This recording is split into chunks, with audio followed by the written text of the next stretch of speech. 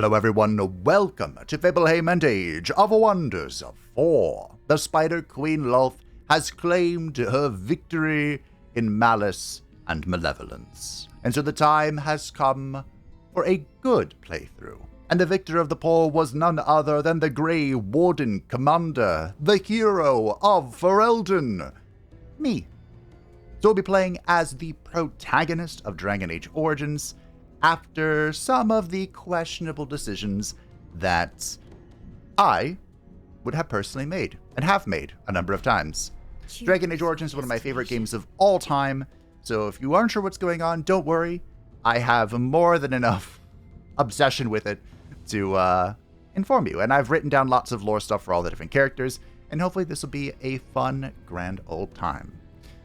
Now, I've included lore from Dragon Age Origins, Awakening, and 2, maybe a touch of Inquisition. We're ignoring the most recent game, and I'm sure plenty of rants will be had when the time comes. We are focusing our efforts in Fereldan, and I was going to do a land divide, because Fereldan, well, it's kind of a Pangea. It's a Pangea with one land bridge, so I am going to switch this to Pangea, even though I don't particularly enjoy the Pangea trait because it has loads of mountains, but we'll make do. There's a really big lake called Lake Calenhad on the western side of Fereldan. That is why I thought maybe Divide could make sense, but we'll just go with Pangea. It's fine. So for our other traits, we're going to do the Shrouded Isles. I debated not doing these, but when I really sit down and thought about it, you know, it's the newest thing. They were changed in patches to be hopefully less impactful. At least, you know, the AI's decisions surrounding them. And there are the Illuvians, which even in Dragon Age Origins existed, that led to other places. So we'll have the Shrouded Isles. We'll see how the AI interacts with them in compared to the last series. We're going to have Unearthed. I believe this is the first time I'm using this, but basically the Underground will have no diggy-diggy, and that's because the Dwarven empires of yore dug out all the worlds. They dug far too greedily, far too deep. We're going to have Ruined nodes. Around half of the resource nodes present at the start are ruined.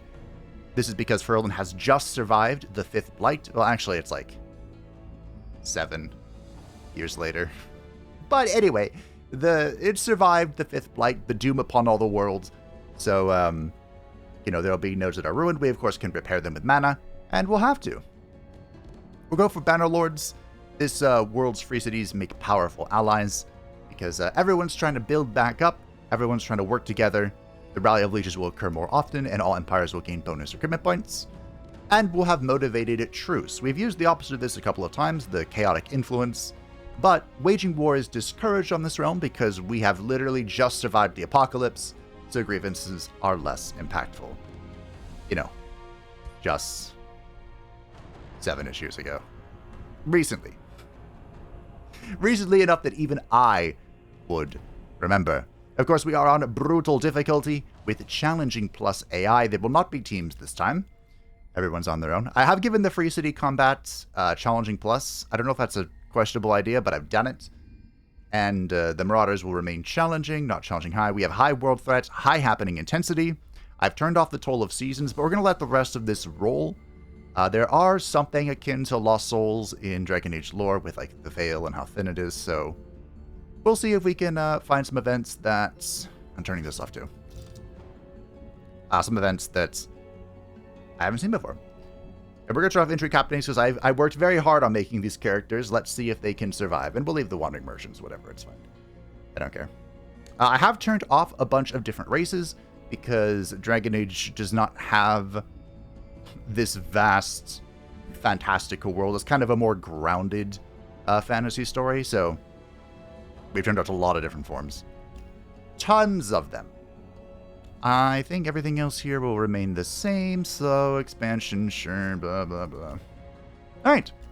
So, who are the Grey Wardens? Well, the Grey Wardens, you see, they are a faction. They are a faction of peoples that came together when there was no hope left. The world was being overrun by Darkspawn, and they were the only one. They figured out a way to stop them, kind of. I'm sure I'll get into that rant a lot. But they were kind of like a knightly order that took anyone and everyone. But to become a Grey Warden was a selfless act, because you doomed yourself, kind of, and your future, to take on the power to stop the Darkspawn. We'll go human just because we're in Fereldan, which is a human faction, and they're the most populated of all the races in Thedas. We'll be strong, hardy, and resilient. What is their origin? Now, we are playing as the Federate Reavers. This doesn't make a lot of sense because there are no guns in Dragon Age. There are cannons, the Kunari Gatlocks, so, you know, and there's crossbows, so, and explosive stuff. So you could very easily just cross the next step and there be guns. But the main reason is because of the way the Federates work is very similar to the Grey Wardens. There are not a lot of Grey Wardens left. So they rely on other cultures to bolster their ranks, and they just kind of lead and work with them. So your people believe that all nations are stronger together. Through strength and diplomacy, all shall share in the prosperity of their federation, and not dying. We gain favors from defeating marauders, destroying infestations, and maintaining supreme vassalage with free cities.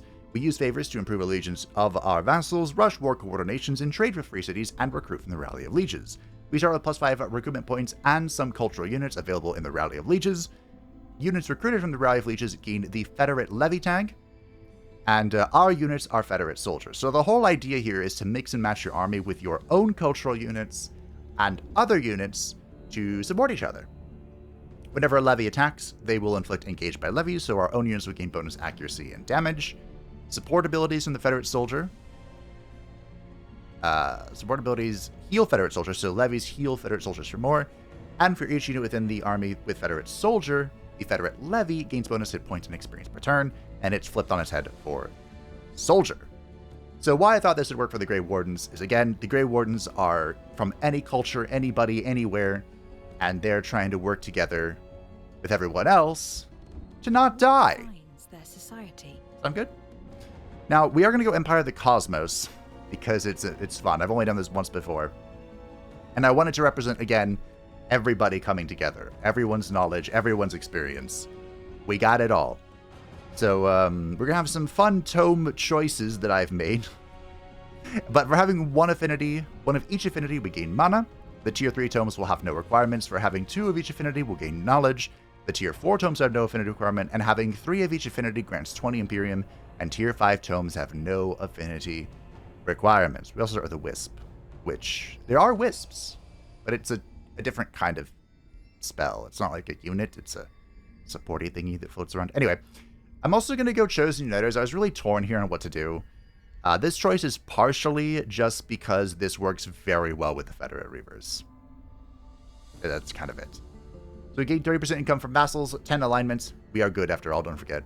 Units recruited from the Rally of Lieges gain +1 rank upon recruitment. We also gain 1 Whispering Stone. This is just out of thin air. We have +1. We have more than everyone else, which is fantastic. And we start with an extra shield unit for full arm units. Your first tome of magic. We will be starting with the Tome of Abjuration.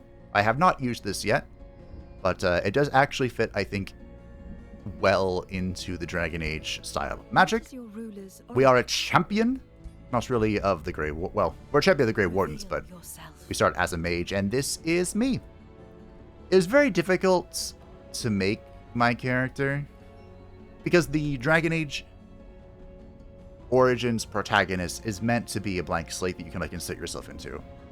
And so I decided, hey, we'll have the heavy armor that's, like, Grey Wardenish, and I'll just put on a little cowl. You know? You can let this be me, or you can let this be you, whatever you want. Now, the Grey Wardens were known for doing battle with griffins. They rode griffins, but the griffins are extinct, and I will hear nothing else about that. We are the Warden Commander Fabe, the hero of Fereldan, leading the Grey Wardens from our throne city of Amaranthine. Yes, I know technically we're in Vigil's Keep, but Amaranthine is the city. I am a defender. I also didn't name any of our cities, so maybe we'll name them if we want to. Maybe we won't. Who knows? In war, victory. In peace, vigilance. In death, sacrifice. Keep your wits about you, mage. True tests never end. Welcome to Fereldan, my Grey Wardens. I have a lot of units. We began with Conjure After a Pylon. This is a combat spell. And the Sundering Barrage. Okay. Let's see what we started with. We have the Sapper. This is our tier 2 support unit who can blow up obstacles. That could be fun, depending on what we're up against. The decent, the quite potent, in fact, heal. And a blast that sunders. The Mercenaries, we have a couple of them. These are supposedly tier 1.5 units that have repeating attacks and the drive back. And we have the Pistolier, our tier 1 skirmisher unit, which again, gun, question mark. But it's fine, you know? He can shoot it good, and he is swift. And here's our Wisp from Empire of the Cosmos, which we can just pretend this is hanging around Fabe. I like the Wisp spell. And of course, we have our Observers, the Scouts that do nothing. They're here. They're vibing. Just watching. Do you still mark? Oh, you do. Unlike the Imperial Reavers, we don't have to really play around mark. It's just a nice little bonus if we choose to collect it. For our first research. Oh my. That'd be actually pretty good for us. So would this. Shall we go with Abjure Glyphs and be super duper annoying? We shall face our first foe in battle. And we'll talk a little bit about what's what. So, the Grey Wardens. I know I said that they're kind of selfless knights from all over the place, but selfless isn't quite the word. They were born of desperation. The world was on the brink of annihilation. Destruction by the Darkspawn, who had been rallied. Normally, these foul creatures hide in the deepest undergrounds, the deep roads. But whenever an archdemon is found, which are basically giant dragons that were the old gods of the Tevinter Imperium, that has long passed. Whenever they are corrupted by the taint of the Darkspawn, they will rally all of the Darkspawn and attack the surface. To death. To die. And it was becoming such a problem that no one could stop them. And part of the reason no one could stop them is because whenever an archdemon dies, its soul... Oh, I'm so close to being able to kill this. Its soul is simply transferred to... I want to command. To a nearby Darkspawn to be reborn. As a...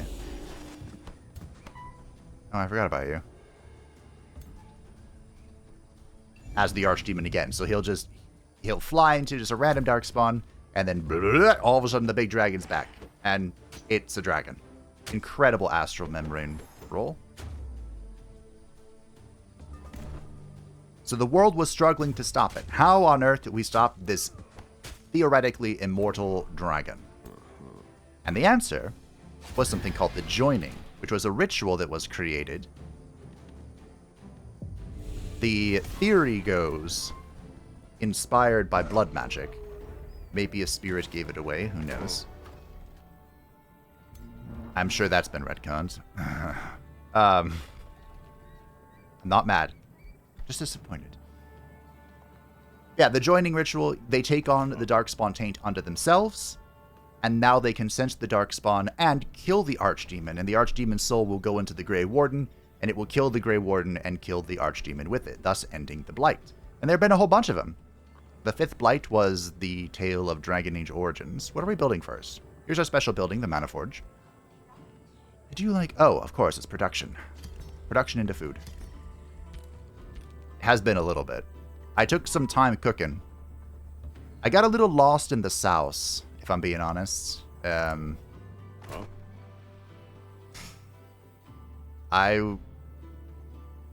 mentioned, Dragon Age Origins is my favorite game of all time. Like, it literally could be top 1. It's up there. So... I had some wild and crazy ideas, but I had to bring myself back down to earth and be like, okay, Fabe, look, it's Dragon Age, but you're playing Age of Wonders 4. Don't get wild with it. But I still did some stuff. Countess Savetra Medj of the Free City Karatov greets you with some reverence. Salutations, Warden Commander. Your reputation precedes you. It gives us hope to meet a Warden Commander who shares our beliefs.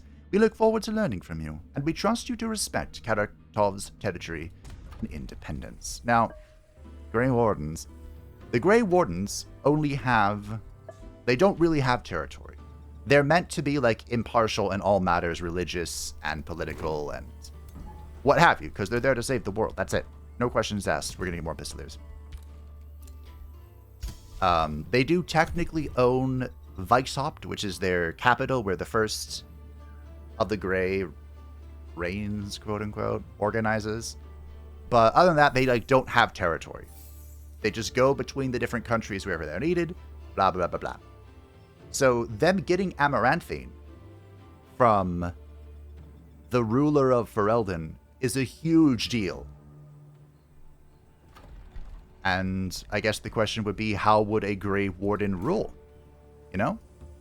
We're going to find out.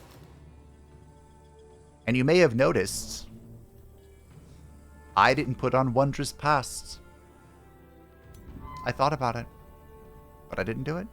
Oh, hey. A ruined node. I'm sorry, why is this at 1,000? It does go down every turn, but my goodness gracious. This new realm harbors secrets. You sense them pulling you beyond the horizon, like an ancient power calling your name. Your scouts report the discovery of several breached isles in this realm, although none dared to venture beyond. They also counted an unusual amount of ancient obelisks that hum when you go near them. The scouts found archaic inscriptions etched onto these lone stone columns, but could not make sense of them. They claimed the glyphs danced before their eyes. Perhaps these ancient obelisks are the key to unlocking the beckoning secrets. You or one of your heroes should visit one. Whatever this power realm hide shall be made. And that got me in a lot of trouble. Because you see, I guess you just go right here. Give us a chance to heal up, grab this. In Dragon Age Origins, and Dragon Age in general, you're the good guy. That's just it. You are the good guy. You're there to save the world. But, because the matter is so desperate, the Grey Wardens have a little bit of leniency in how they choose to do so.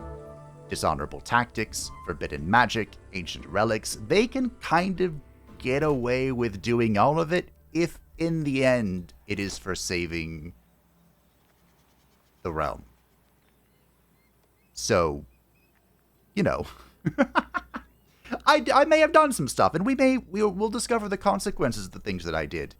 But don't worry, we are in fact a good character. Not technically good, we are good, and I will play as such. But let's talk about our class.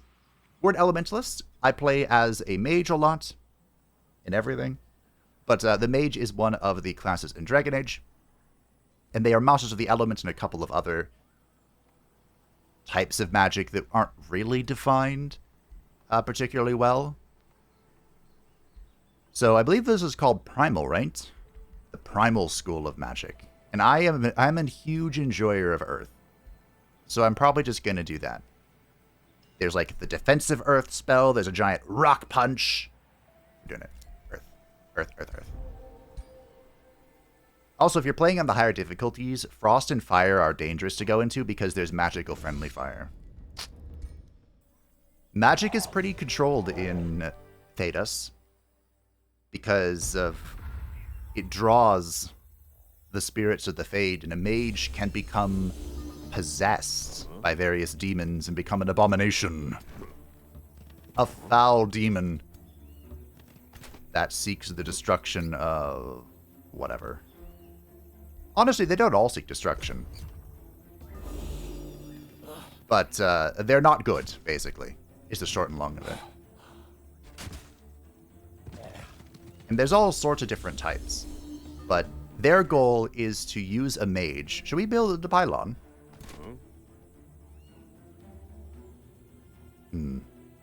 That's not too shabby. It's not great, but it's not too shabby. We could move as well. Try and get over here, maybe. I'm so busy thinking, or talking, I have to think.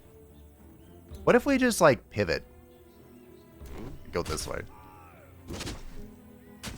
I don't hate this idea.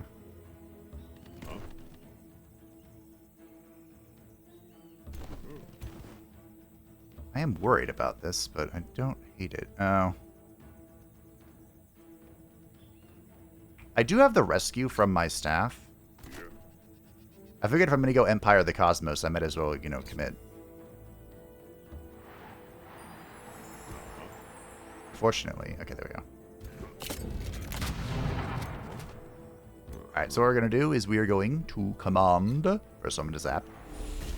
Then I shall command. Yeah, magic in Dragon Age is so cool. They did such a great job with it. Down the pylon, and we'll give it to you. Huzzah! Having 2 grace this early is, like, not fair. I could... Do I dare? What happens if I push back in? Okay. BFFFF server. I kind of forgot what I was talking about. But because of the prevalence of mages becoming abominations, mages are under very strict control, called the Circle of Magi, at least in some places. Go ahead and patch you up. Everyone kind of treats it differently. Like the elves, the Dalish elves, who have a crazy story of their own, they only have 1 keeper. And then they'll have... They call them the first, which is basically, you know, the keeper's assistant, apprentice, whatever. And any others born of magic are either transferred to other clans or just literally left out in the forest to die. That may also have been retconned. Who knows? But, yeah, because the presence of too many mages would draw in the interests of the Fade and what lurks beyond. And, of course, all of the demons of the Fade have there's a hierarchy, sort of. I'm pretty sure... Come back. People gave that, like, the mages gave that hierarchy. I don't think the demons themselves have a built-in hierarchy. It's just, hey, I'm a strong demon. You know. I think I can just kill this. No.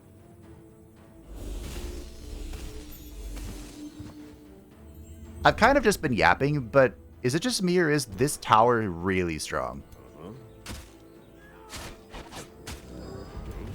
I feel like it's pretty good. I can even... Hold on. Yoink. Okay, that didn't go quite how I had planned. Oh. That's fine. Maybe I should have yoinked before I attacked with the spears. Ah, whatever. Good old cosmic rescue. Although I will admit, there's not really a spell like that. Is there? There's not a lot of healing in Dragon Age. Especially in the later Dragon Ages, they kind of removed it. But there's a special type of mage called a... Oh no. It's the specialization that Win is. Basically, blood magic, which is wholly forbidden, that the Grey Wardens get away with using, is basically using your own blood to request the aid of a demon to do something. Something like that. But there are valorous spirits of the Fate as well, that this other type of mage calls upon to heal people. And that's what Win is. We won't see her, though. She is technically dead. The ancient obelisk protrudes from the ground, humming, just as your scouts reported. You notice Eldritch inscriptions that adorn its smooth surface. The markings swirl and quiver as if trying to escape your gaze. Finally, they yield their shrouded message, describing hidden hordes or sepulchres in which forbidden powers of world-changing potential are locked away. They also speak of ancient guardians, duty-bound to deter the undeserving. The ancient obelisks reveal the path to these secrets, but only in the presence of a hero. You should activate this obelisk, and then find 2 more. The untrodden path reveals itself. We should probably head down towards here and take care of this. Our rally of leeches will be very important this playthrough. We are with you. You're off and about. We should find someone very quickly. Oh, do we bring spiders for... She doesn't, like, talk to spiders, does she? This is... Yeah, whatever. Just keep it away. The type of mage, the apostate, that Morrigan is, who, don't worry, we'll see Morrigan. My favorite character that I always romance. She is a shapeshifter, and one of her shapeshifting is spoders. Alright, we got the sheep. We need probably a forester and or quarry. I can grab this to then grab the obelisk. Or we can just get the quarry and be satisfied. Dean Martin. Let's pump out some... Mana Forge, question mark? Pump out some observers, let them go out and about. View the world. This guy will be hanging out with us. You can see that they are Federate soldiers because they have this little tag here.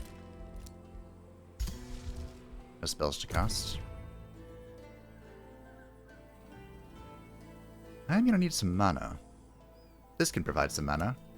We have another ruined node here. A ruined pasture. I'm going to get the... Restore the sheep. Abjure Glyphs is in. Let's grab the city wards. Revitalizing Alliance is a very strong heal, but we need to have some friends before it is strong. Your troops engage the Slither and its minions, but they cower in fear rather than put up a fight. Most of them try to hide, while others huddle on the ground. They seem to be begging for mercy through panicked hisses and cries. Do you let the scared Slither and other creatures go, or attack them regardless? Bye-bye. I told you. Good. Now, of course, you could argue, maybe we let them go and they can come back and ruin our time. Maybe. Maybe not. Who knows? We let them go in good faith. Oh. Alright, you can fly over that. There's lava over here. I don't think we're ever really gonna be able to deal with that. But I could. Our rally is in.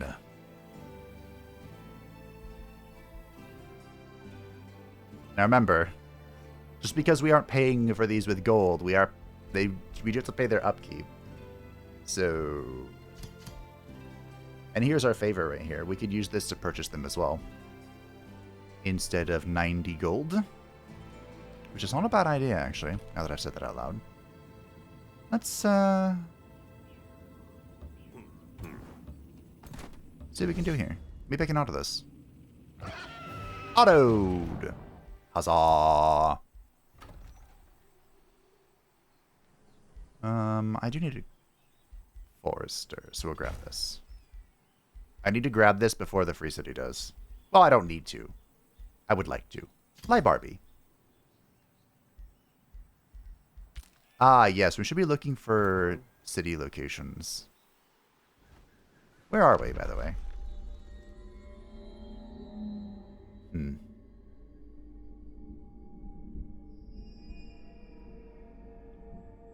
I suppose...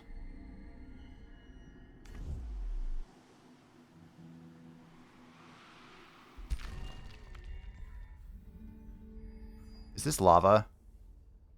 It's lava.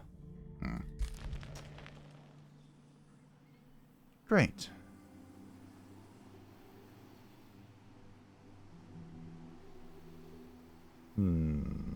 We could go over here, maybe. You, come here. There's a ruined node over there as well. What's happening here? Ah! So we are actually going to go for the aligned relations. We gain 300 relations with every free city who does not oppose us in alignment, which will be every good and neutral free city. Yaharmi mateys. Also Yaharmi mateys. Why are there so many infestations? Whatever. I think we'll get one more. One more. Uno mas. And then we're done.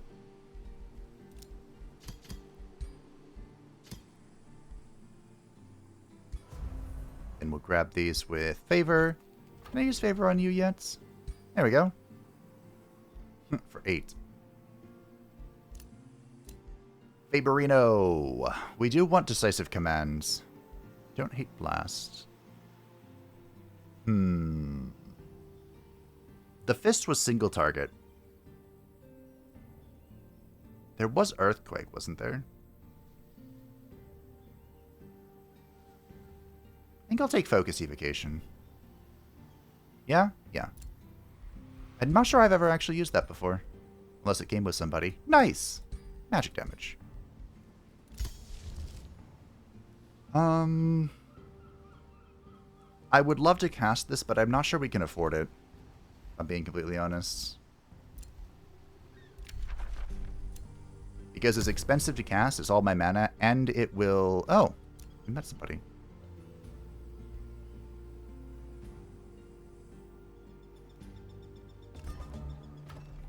Does the stone start in the city now? Or should I put this here? Great.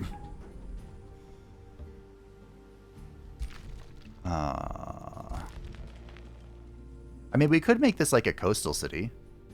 Put it like over here. Over here. Yeah, okay, I take it. I take it.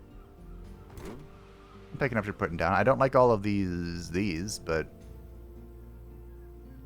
I think we should focus on moving over here to drop our next city. Son of a biscuit. Yes, Fabe, let's move over there and completely ignore this. Alright, we'll keep him here and see if we can just get enraged to reinforce this and just call it a day. I do have another use for my Imperium, so it's not the end of the world. Okay, we met somebody. Who do we meet? It said misguided. Jacques Beck. Oh no. No. Spoilers.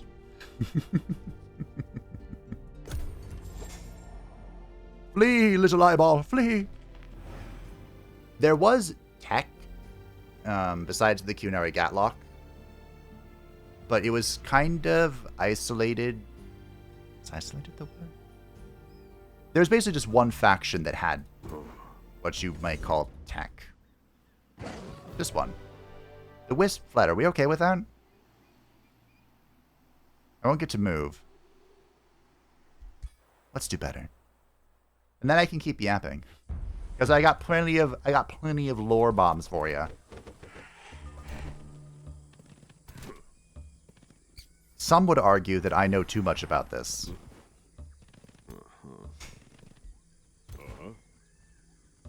And those who don't are just autistic. And understand.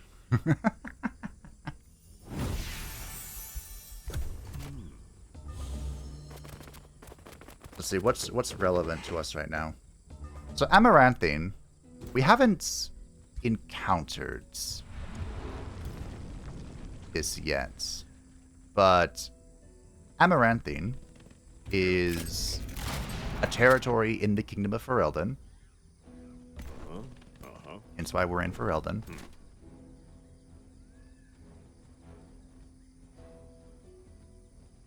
It's 100% sun, I'm taking it. For sure.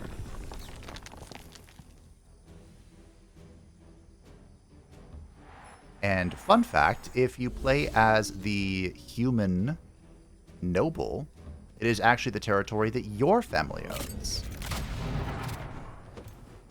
The reason why it was given away is because they died. pretty early on. I kind of don't want to... Wait, this guy might be dead. Let's go to this mode. And it's actually kind of... What's the word I'm looking for? It's one of the few things that I think is disappointing in Dragon Age Origins. Like, the whole revenge bit. It's just a very minor arc. Can't quite get to that guy to kill him. Boop. A command was probably more effective, but it's fine. Revenge against Arl Howe doesn't feel very fulfilling. In fact, there's even a mod that restores some of the content that was cut regarding it. I'm not sure entirely what it does, though. I don't play Human Noble very often. Or I haven't played it very often. I did do one run, because if you are the female noble human, you can become the Queen of Fereldan. Which is, of course, fun. Just a good time all around, you know what I'm saying? My favorite playthrough, besides Mage, which is either Elf or Human, they have the same Mage origin. My favorite one is City Elf. City Elf is so good. Because basically, the elves in Dragon Age once kind of ruled the world. That's what the Eluvian mirrors are. Well, they're a remnant of. And again, a lot of this has been retconned, but I don't believe the City Elf bit has been, which is essentially the elves lost. And now there are just encampments of... Oh, I shouldn't have moved fully. Okay, we have a little bit of movement. I'm about to pull this guy out. Hold on. Thinking. Like so? There are just like settlements of elves called city elves inside some of the major human cities. Okay. This isn't a bad spot.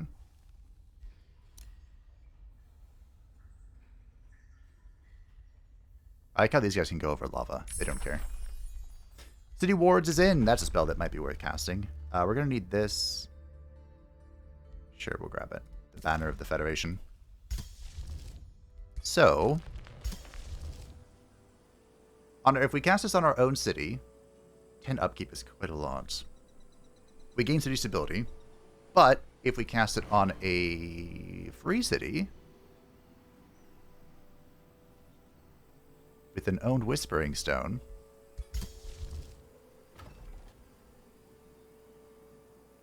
Ankle. Target is not visible. I wasn't aware that was a condition.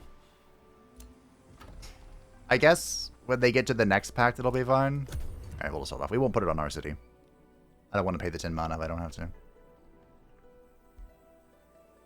Yeah, anyway, the City Elves, the start is absolutely insane. Basically, you are getting married. There's like an arranged marriage between the different settlements. And your bride... I don't want you standing on that, buddy.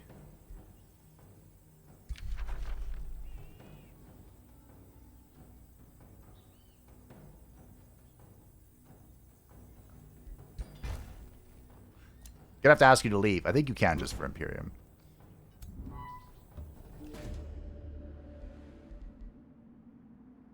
We can lose some of this, or... Before you can approach an army from Keratov that occupies an ancient obelisk, its Countess Suvetra Meds contacts you. What do you want with my lesser magma spirit? Suvetra warily sizes up your army to assess the situation.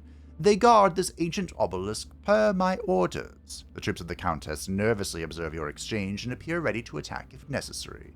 State your reason for coming to my ancient obelisk. Please go away.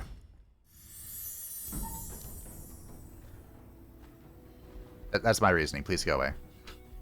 Darn, that pickup is guarded. Hey, seafaring. We've also unlocked Connor's Care Production in Food or Mana Structures or less. It's probably going to be the Mana Structures, but we need to save our Imperium.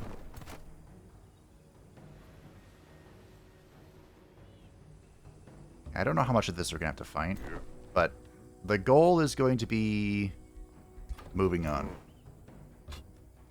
Bonk this, come over here, put down an outpost, build a city. Life is good. That's the plan. Tier 2, let's go.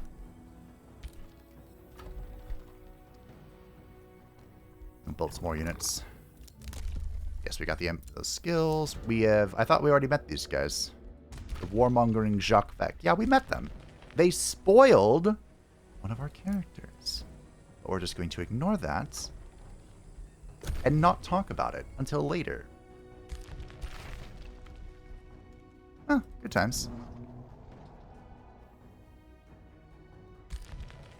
I was pretty torn on what to do with Fabe, because Fabe is a mage. By the way, maybe I should have said this earlier. If you are interested, I streamed all of Dragon Age Origins and Dragon Age Origins Awakening a long time ago. I might link it in the pinned comments. But, you know, if you want some more context, you can go find it there. Temperatures in the immediate area rise and fall intermittently as a group of elemental beings panic at your army's approach. The Lesser Tide Spirit, seemingly the leader of this group, wavers unsteadily before you. It seems aware that engaging you would result in almost certain death, but is unwilling to abandon its group. Will you attack them, or allow the Lesser Tide Spirit and its temperamental allies to retreat? We shall permit them to leave. See, old Fabe would have demanded mana.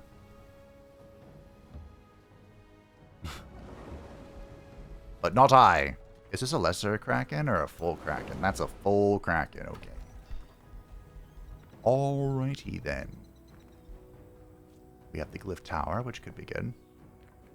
I'm going to build this as quick as I can. And then probably the Tavern. Maybe the Stonemason. Boost!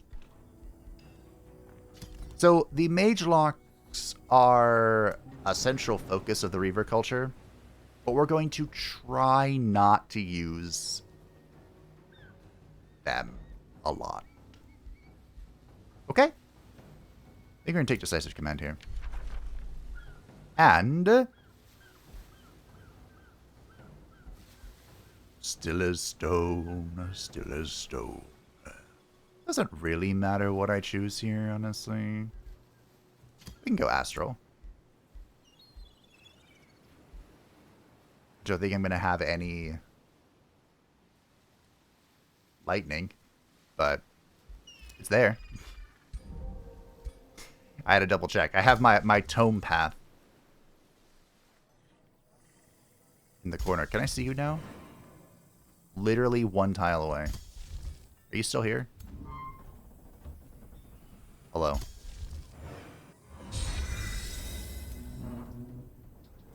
I can move through here, right?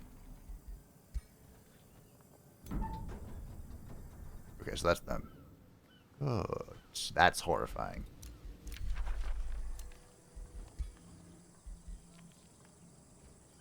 Ooh.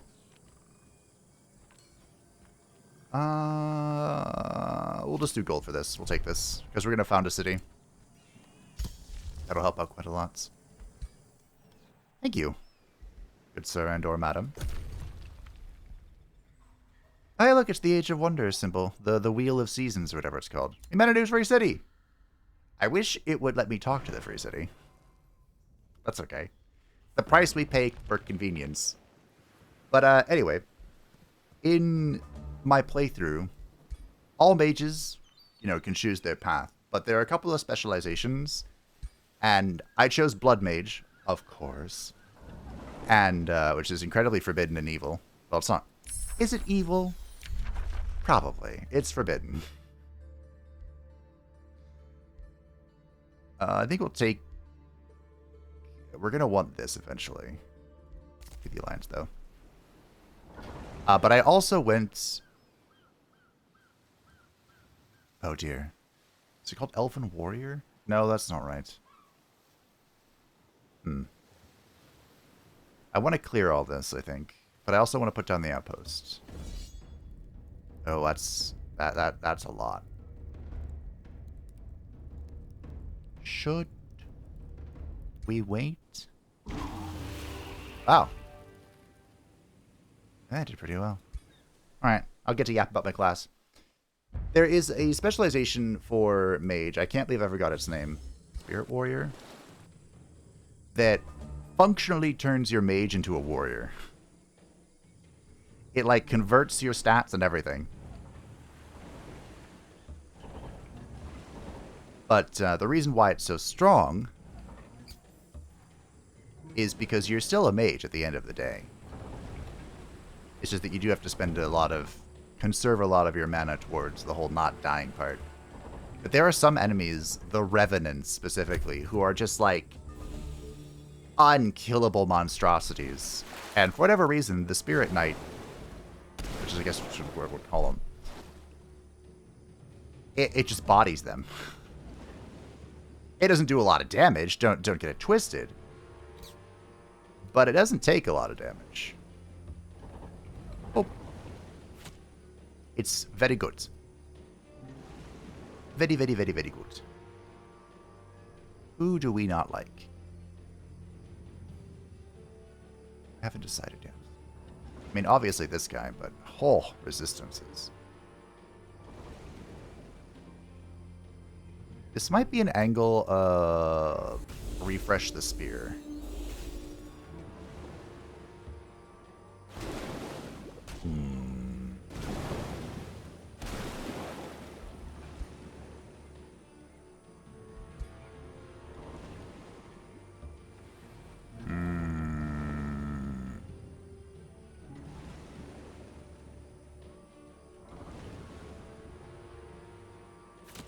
Engaged. I don't really want to waste my... Alright, we'll do you. I probably should have commanded something. What if I just wait? It seems like a terrible idea. Yet, it seems like what I'm doing as well.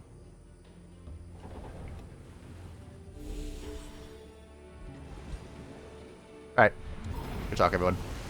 That one feels so much weaker than the Imperial one, but that's okay. I'd much rather immobilize someone than sunder their defense. But it is what it is. The big Krakens can, like, whirl you around. So anyway, I was like, maybe I should be a Spellblade for this character, but then Lolth was a Spellblade, and do I really want to just run that back? Answer was no. We did the Spellblade thing, so I'm back to being an Elementalist. I'm embracing my roots as a mage. My Majutsu roots.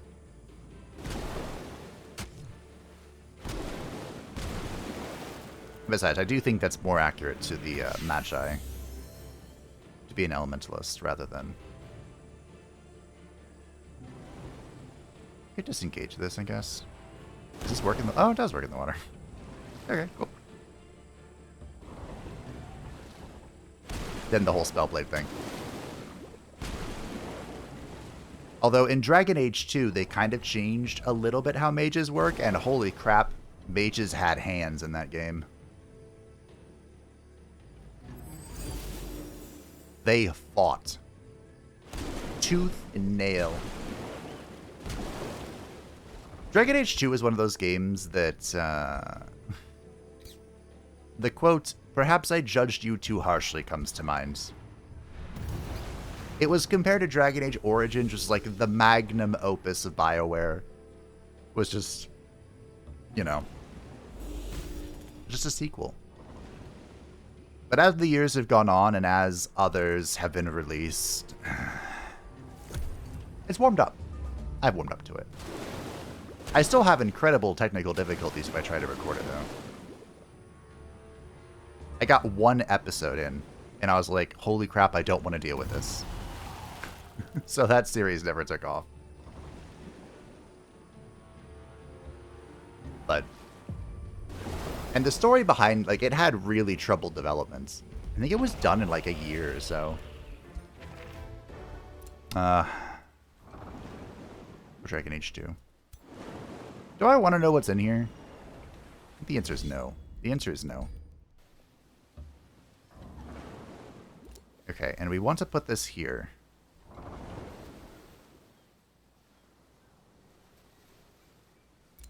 So I'm just going to walk up to this, plant down the outposts, come here, and then we'll take care of this next turn. Okay, hero can join. Now I, of course, have crafted custom heroes. I'm going to use my Imperium for this. The longer it takes me to get my girl out, the sadder I'm going to be. But I do think it's probably worth using my Imperium on the city instead, so we'll go ahead and just recruit from one of my chosen. Someone's missing. Oh, they can only show me 3, that's right. Who shall it be? We probably should have an agricultural governor. Congratulations, Villana. You're back. This is now the second series you're in, technically. Villana was first to her keeper, and set to inherit the legacy and future of her clan. But she did not share the passive vision of her mentor. When humans attacked, she sought vengeance, and was ultimately exiled for retaliating without permission. While her sister Sarani went missing, Villana believed Amaranthine was responsible, and attacked the Warden commander's recovering territory. After being defeated, she joined the Grey Wardens to fight against the Darkspawn who had actually taken her sister, and learned the truth of her new nature. You're a ritualist too, right? Boy, I hope you're a ritualist. Huzzah! So Villana, of course, was in one of the Blint sagas, Villania. But she is actually a companion. Get this going. Oh, I didn't meet the other person. Can't cancel it, can I? I don't think so. A companion in Dragon Age Origins Awakening. Most of the characters that we'll see today are. And, yeah, she has the Keeper specialization. I believe all of the specializations got one new one for the expansion, which is what Awakening was. And Keeper was really fun, especially combining it with Blood Mage. It was just non-stop AoE control. Good times. Countess Sylvetra Meds of Keratov contacts you wide-eyed and panicked. Mighty Warden Commander, Fabe the hero Fereldan, I beg you, save our people from an infestation of wargs. We were elated when we cultivated a new hasteberry variety, extra plump and juice, significantly sweeter than the original kind that grows in the fields and forests. We delighted in the fruity nectars that its blossoms secrete, but that same cursed perfume lured the ravenous warg horde. The beast will soon flood our lands. We lack the military might to repel them. Sylvetra Meds bows her head. Warden Commander, please, help. How very convenient. I met someone. Guildmaster Dane Ironheart of the Free City Safe Ward addresses you with a professional formality. Ah, a new potential business partner. It is fantastic to make your acquaintance, hero of Fereldan. I know that if we cooperate, Safe Ward can help you build great things. Or destroy them. Interesting. Now, of course, there weren't moles in Dragon Age, but there had to be moles in this series. Oh, there was another city. Okay. So we'll give you a thingy. I'm noticing something already that is of questionable desire. But, our little scouts are undergrounds because we have a fully unearthed underground. So they're just kind of lost in the sauce down there. With too much to explore. I think I have to hit this before it gets back to reinforcing the other area. Probably have to fight this, but we'll see. I was really hoping I could wait until Villana got here, but we will not be able to. We gotta go now. Gotta go, gotta go, gotta go, go, go. We do, however, have more HP because of our friends.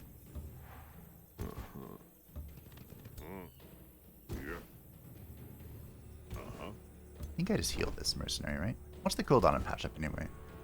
2.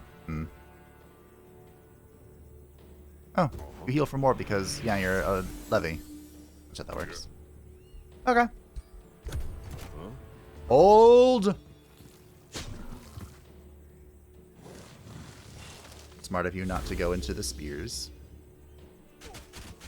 So if we're trying to play this correctly, utilize our culture here.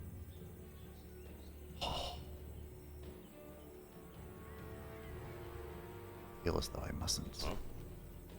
But I must! Basically, we attack with a levy first, and then we attack with our... Summon this. There you go. And then we attack with any of our soldiers, and they'll deal bonus damage. Which again, unlike the Imperial Reavers, we can do that. The Imperial Reavers still really want to play around ranged weapons and marking. We don't care. Oh. Well, that could have been an order lull, because Fabe could have done more damage. Or... Okay, that was... I should have done that first. Or you could say that I didn't face the retaliation this way. So I guess the only question is, what are you looking for? We'll go here just so this guy can't get a good charge bonus, I think. No charging. Not on my watch. Similarly. Cool. I'm shocked we haven't met anyone yet. There's a certain character who has a certain bonus I haven't given in a long time. Who we probably should have met already, but I think that's because of the situation.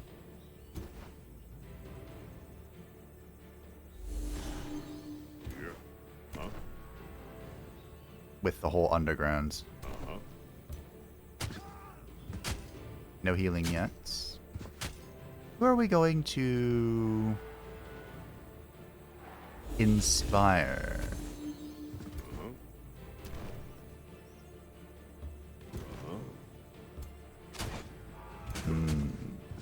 Probably this guy. Whatever. Engaged by levies. Up. Warden Commander.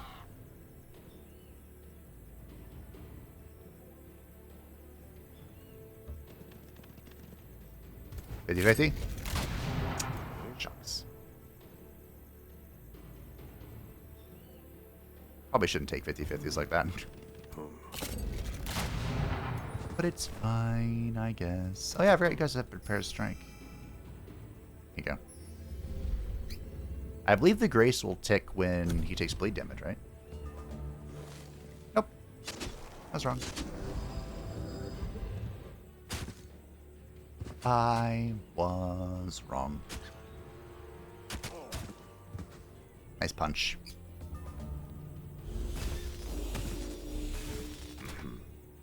Did the Wisp ever evolve, or were there ever talks of it evolving? Like, why do I feel like that's a thing? There you go.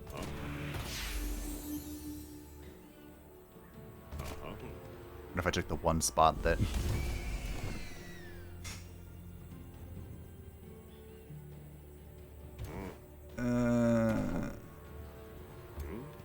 Oh. The one spot that I could aim from, but nope. I fumbled. Where did I fumble? I have no idea. I'm hesitant to attack these stupid hedgehogs.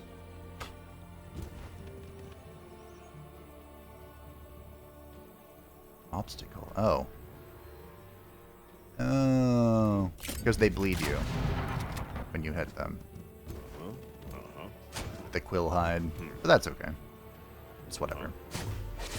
I'll get over it. Probably. Yeah, I'll get over it. I've decided. Sure. I doubt they're going to. Maybe I should have just given it to Fabe. It could be done.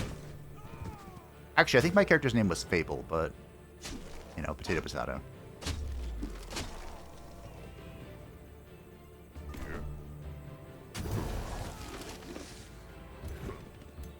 It's the same thing. Alright. Boom shakalaka. Quest completed. That's not the quest. Reinforcements destroyed. It's more accurate. Okay, then Vellana should be here for the completion of the quest. Amaranthine can grow ever greater. That is a wyvern. Need a farm.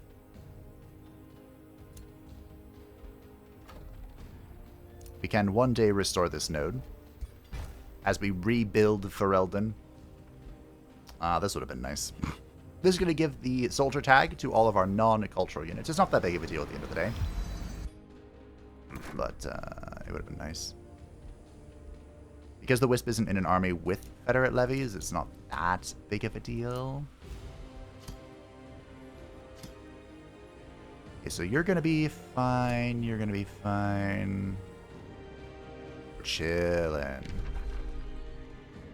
Hey, Wisps. Balls. Thanks for the money. Can you explore the map? See, this is why I control them. This is why I normally control them.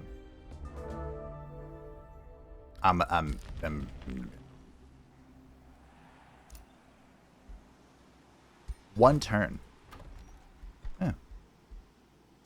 Okay, we're gonna make this, then that, then you, then money.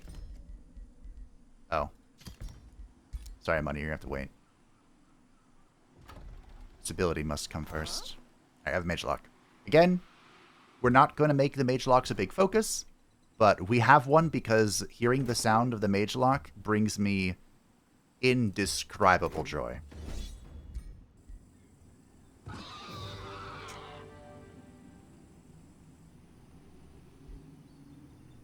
Do I care? I don't care. I'm gonna care. Just a little bit. Again, just pretends a little Mage Wisp follow and Fabe around is like one of the starter spells. It doesn't do a whole lot. I don't think.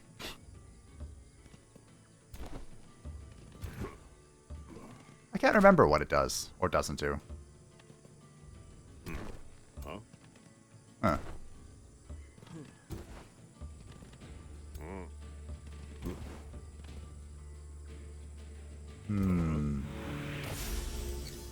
I know it's like an enchantment that follows you around. Maybe it just shoots stuff with you when you use your staff, because the staff shoots out projectiles when you swing it.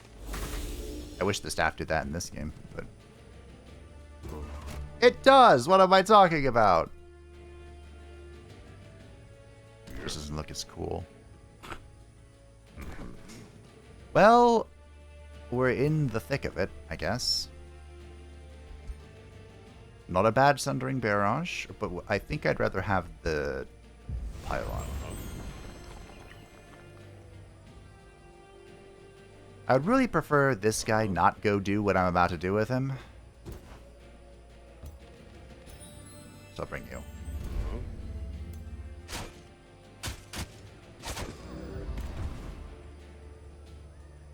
Any explosives? Not really.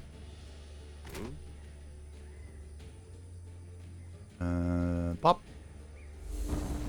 The fact that that doesn't require line of sight and has 100% accuracy brings me great joy. But Fabe, didn't you select it because you knew that? Yeah, sure. That's all we'll go with. Vellana currently doesn't have any abilities, so she's just kind of here. Oh, you're in melee. There you go. Boom. Oh, that is the sound effect, isn't it? It's just the same sound. Eh. Mage locks are still cooler. Oh, now they get engaged by levies. I'm gonna have to really pay attention to that. I think I'm gonna lose a mercenary. Good grace.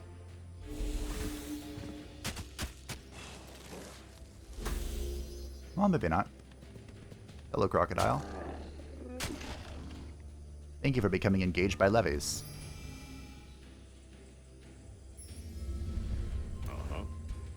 I appreciate it.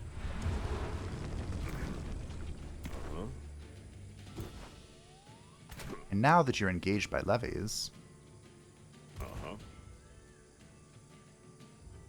think I'm going to refresh this guy.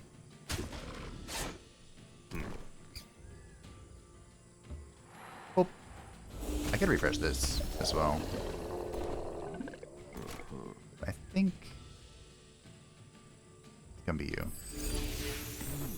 It's gonna be my... We have a levy. No.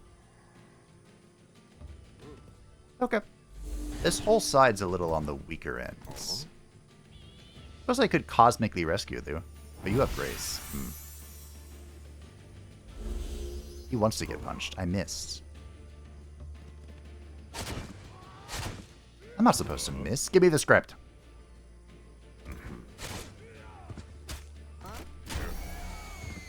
Good times. I guess we can go tie this guy up. The Wildcaster, or whatever this is supposed to be. Poison! Poison. The soul. And I'm stuck. Rot upon the body. Okay. Now, what am I trying to save anyway?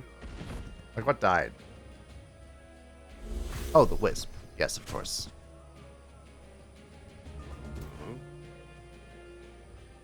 Would I trade a Pistolier for a Wisp? How about let's not trade anything? Thoughts?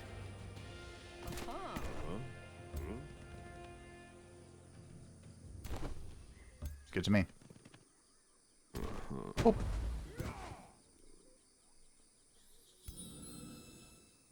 There you go.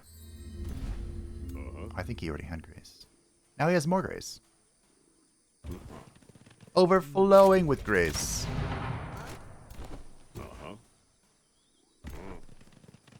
Here's a spear.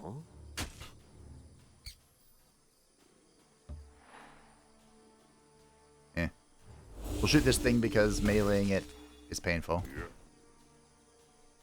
We'll shoot this thing because meleeing it is painful. We'll shoot this thing because you get the point. Also, why would Fabe melee? We're not in our Spirit Warrior spec. Or whatever it's actually called. It's a fantastic spec. You learn it from like an ancient elven amulet. Some guy's soul is trapped inside of it or something. And only by teaching it to you can he be released. Or something. It's been a while. That's not something I do all the time. I mean, there'd be no reason to do it if you weren't playing as a mage yourself. I think you have to be a mage, right? To converse with the ancient elven spirit inside. Elf stuff.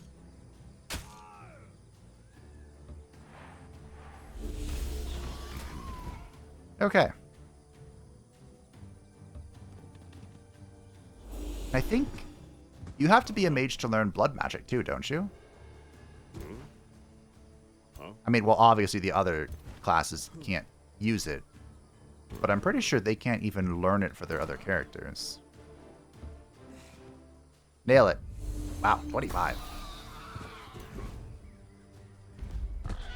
Pretty sure. Huzzah! The Gorgon Shield. I just received reports from our farmers. Countess Sylvetra Meds greets you with a grin. The siege is over. The terrible wargs are eliminated. Did you see any wargs there? Huh. The relieved countess peers out over the distant lands. Over time, we may settle these ravaged lands once more, but I've learned my lesson. We should not tamper with the gifts that nature presents to us. We will be more mindful of the risks of our cultivation practices. Sylvetra Med sighs solemnly. You saved my city and people from imminent doom. How can we ever repay you?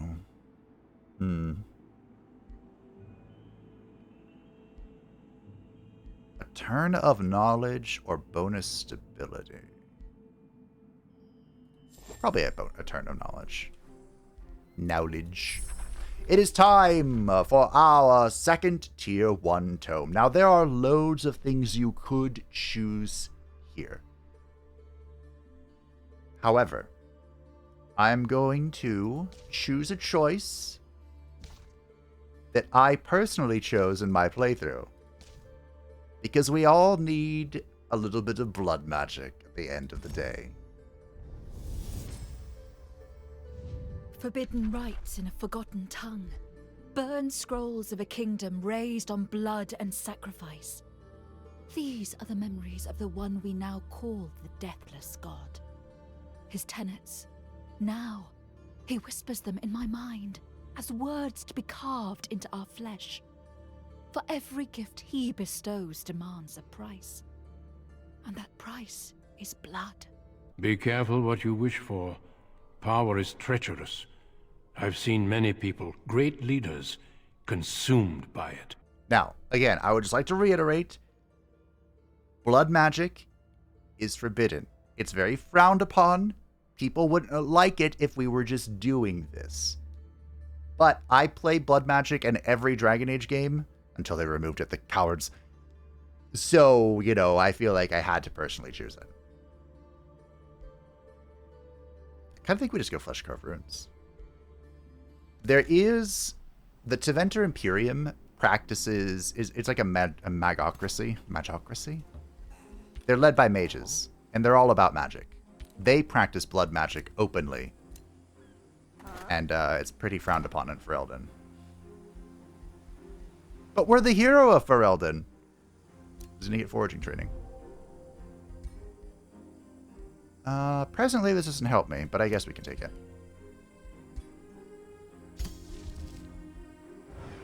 Oh, I should not have done this.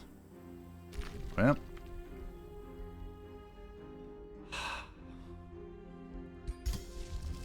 Un momento. Por favor. Huzzah!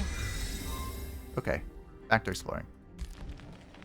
We're making one of these that I can control so we can go find our friends, because holy crap, our guys are just lost in the sauce. I could have expanded with Imperium, but we're going to need every drop of Imperium we can get, because someone has to be here, you know? There's someone that we're going to have to meet. But yeah, blood magic, not cool. Typically. In Dragon Age Inquisition, the Grey Wardens use blood magic to pretty catastrophic consequence. Just to kind of further drive home the point. But, you know, so there's records of Grey Wardens using it. Basically, they were going mad. The TLDR is that they were being driven mad by the big boss, the big bad guy, Corypheus. And they all thought they heard the calling, which is the price of being a Grey Warden, is by ingesting the Darkspawn bloods. Just go kill this, don't I? We just kind of chill and heal in our new city. Which I will name Vigil's Keep. It will eventually... Like, you can hear the Darkspawn, and eventually they will... It'll drive you insane. And when that time comes... I guess I could spend another turn healing. Sure. When that time comes, the Grey Wardens will go into the Deep Roads, where they will just fight Darkspawn until they die. Silver Tongue Fruits. How did I get a Rainbow Clover? Oh, you have both. That's convenient. Alright. We're definitely going to heal. We have very strong single target, so we're going to grab the AoE, Rejuvenate. Negotiations have succeeded, and we can even spend our favor to drive this up, but why? You know, why? That's expensive. We could just do it. Actually, there is a good reason. Okay. The reason to do this is because once we get to Supreme Vassalage, we get an income of favors. Which I think is fun. Oh, we're being invested.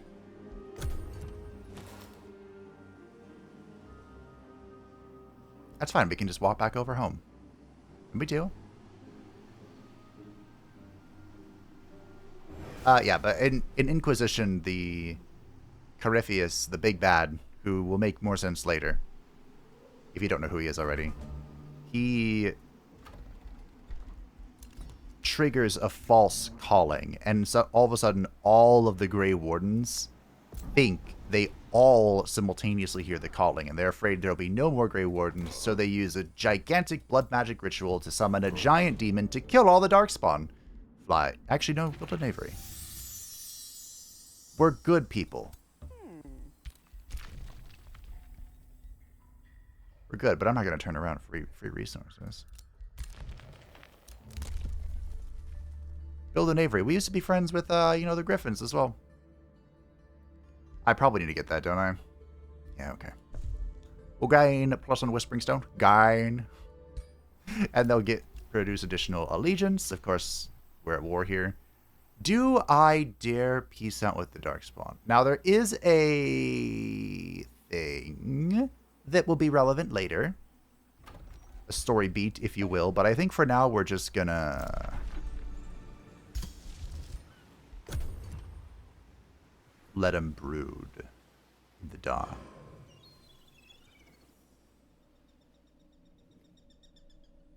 Keep brooding. Could go get this breached gate, but I think we have bigger problems to deal with. What the fuck? Okay. Yes, bigger problems to deal with. We'll go touch this. I'm fairly certain. Someone can correct me if I'm wrong, but I'm fairly certain the AI will still not interact with the shrouded gates. Like, once you reveal them, the AI is not going to do anything about it. Mana. Mika. Oh, nice. We're getting some Materium. We're going to be getting a lot of every resource, don't you worry.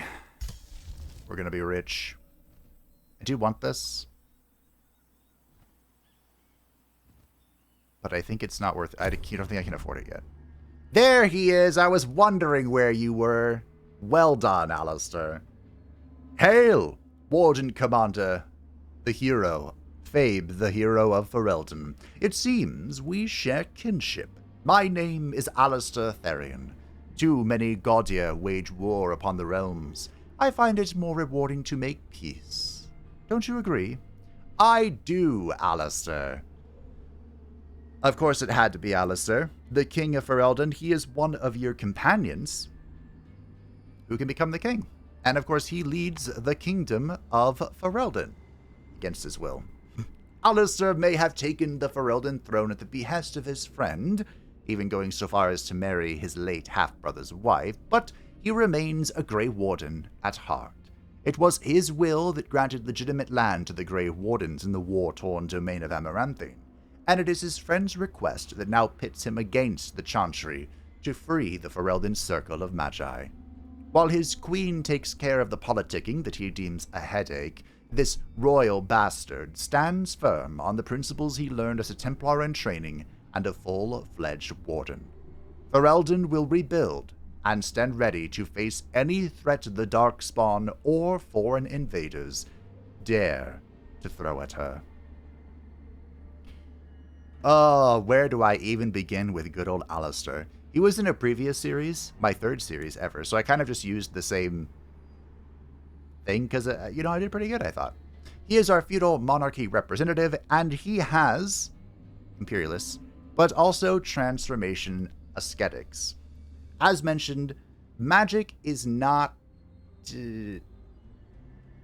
it's not frowned upon, but it's not smiled upon. It's not really favored. So it doesn't make sense. A lot of cultures that I could have made could have had transformation aesthetics. but I don't really know how it works. We've never used it before, and I don't know if the AI knows how to use it, and I don't know how devastating it is. But basically, they cannot use enchantments or racial transformations. They ain't about that magic life, which is lore accurate. Instead, they will gain +5 max HP and deal +1 damage, doubled for non-repeating, with their attacks per rank, and heroes will gain +5 max HP and deal +1 damage, doubled for non-repeating, with their attacks per signature skill that they have. So, I figured I'd give this experiment to Alistair, and because he's experimenting, I also gave him a bunch of starting territory. So hopefully future Fabe remembers to put at the top like all the starting bonuses people have, because everyone has something. But Alistair has lots of land. I believe he has a total of 6 settlements, which is crazy. They are strong, hardy, and tough. The Fereldan people are known for being durable. Backwater dogs, basically. And they're known for the Mabari Warhound. I wish I could have a dog. The Mabari Warhounds were they're so good. And you even get one as a companion in Dragon Age Origins whose name canonically is Barkspawn. It's so funny. But he himself is a chivalrous diplomat. He likes empires that have many alliances. He likes empires with good relations with free cities. He dislikes empires that break treaties. He dislikes empires that start war. His strategy is to form alliances, to never break treaties, to explore, and to expand. It does seem a little cheese-tastic to form a treaty with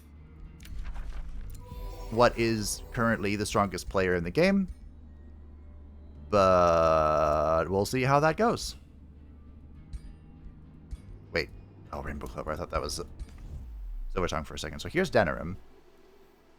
Okay. And he has, like I said, loads of cities all over the place. There's Ostagar, reclaimed, of course. We have met the Inquisitive Berkshire. Duke Orpal Goodwine of the Free City Berkshire greets you with a small measure of awe.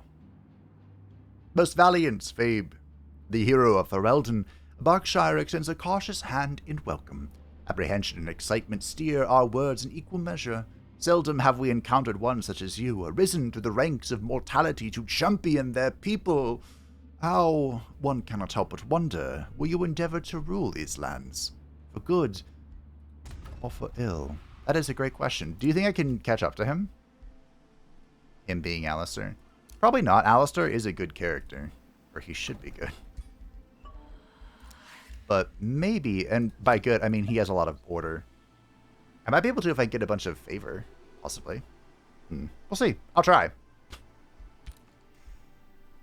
It's mine, Alistair. You can't have it. Oh, I can't quite see over here. If I could... I bet I could take it first. I'm going to take control of you for a second. I might be able to do this.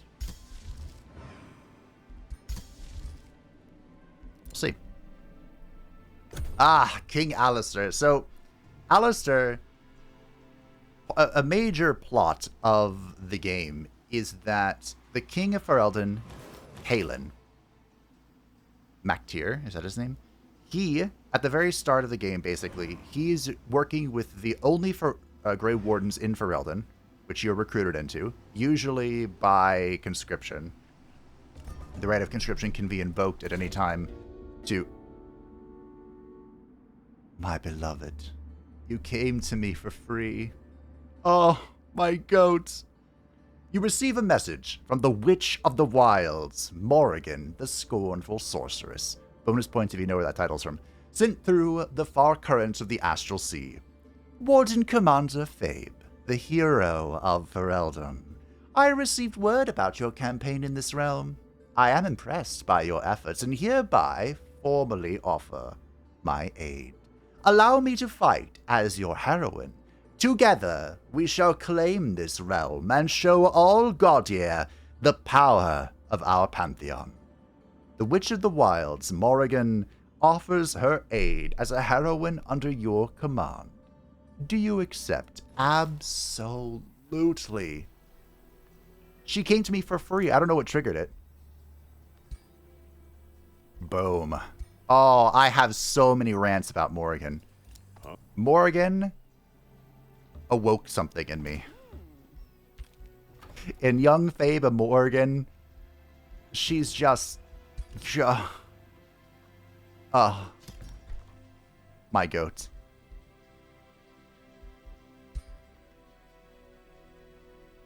Oh. I don't have the mana for this. Even after this turn, I'm not going to have the mana for this. I really should just hard build a bathhouse, but we'll go for the knowledge. Yeah, you know that meme how millennials were like raised on goth emo girls? That's what Morgan is. Please. One tile short. Is it worth it for the penalty? I think it is.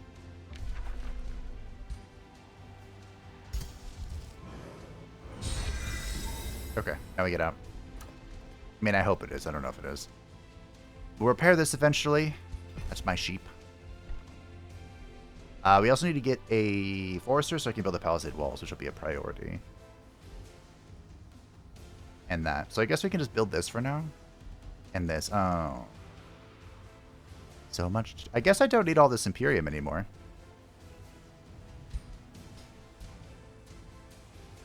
What is this province? Okay. Nice. A new rally has begun. A magma spirits. Yeah, okay. I'm down. Probably shouldn't use favor for this. What? No.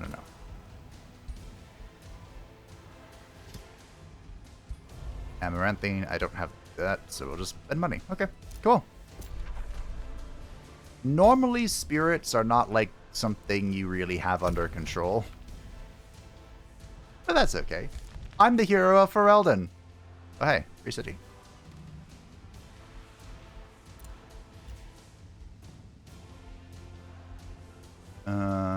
The tribal moles. They're at war with somebody. Is that someone winning? I wonder if I can do this.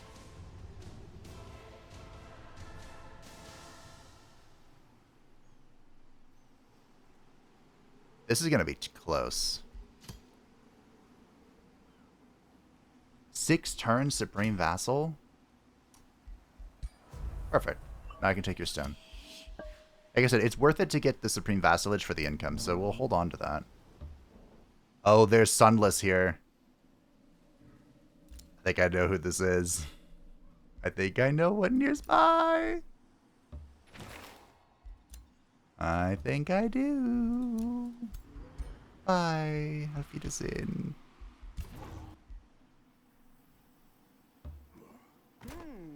Okay.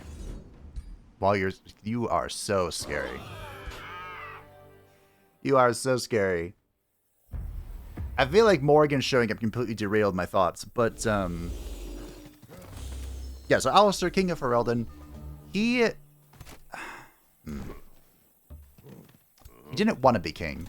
You can make him king, or you can... Oh no, I was talking about Kaelin, wasn't I? So Kaelin, King Kaelin, went to face the Darkspawn at Ostagar, which is ironically a city that Alistair already has. And he had, of course, the Fereldan army, but then he had the backup of Loghain, who was a significant player. I don't really want to spend mana if I don't have to. He played a huge role in the Fereldan Rebellion. They were under the control of Orlais. And so he fought with... It was Kaelin's dad, right? That he fought with?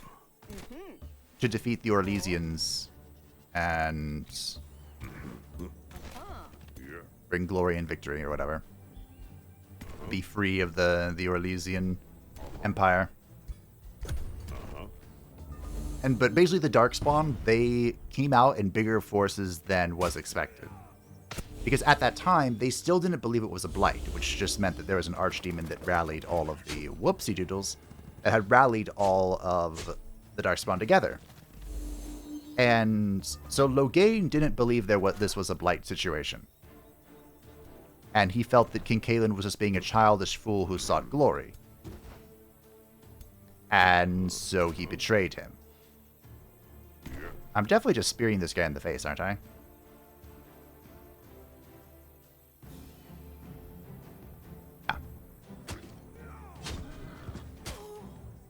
And he declared the Grey Wardens like traitors, and the reason for the death of everyone's beloved King Cailan, and blah blah blah blah blah blah.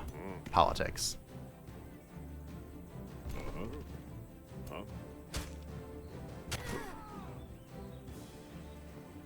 And so you as a traitor, like a big subplot of the story is not so much trying to prove your innocence, but just disproving Loghain and like gathering forces for stuff. Take him!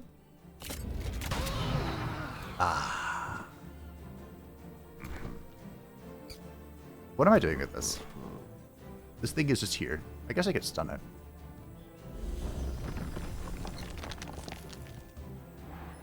So, yeah. And his daughter happens to be queen. So there's some friction between them of like, hey, you killed my husband.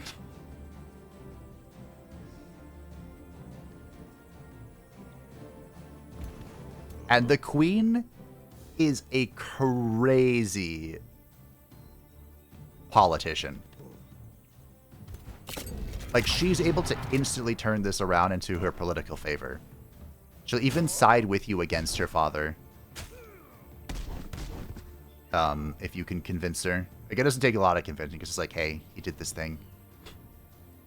Maybe we wait for the revitalize.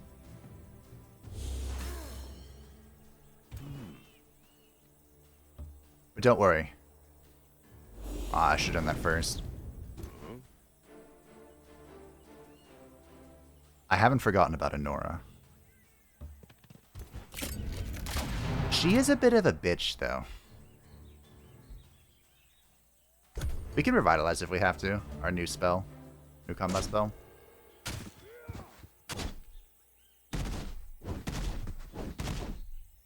Can you put Alistair on the throne without Honora?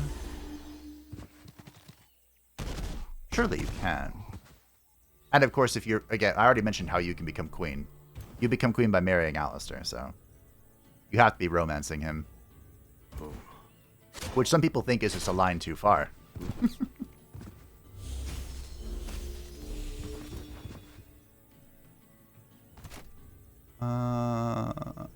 I don't hate the idea of this heal. But we have a big heal here.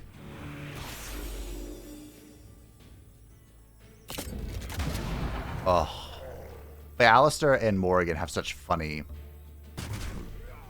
Such hilarious conversations back and forth. The dialogue in Origins is so unbelievably good. The characters are so well written that there was a psychologist that did a playthrough who was basically talking about why some of the responses made sense psychologically from the various perspectives of the characters. The only one I really remember was Sten, who I did not include in this. And it's only partially because the Qunari were retconned.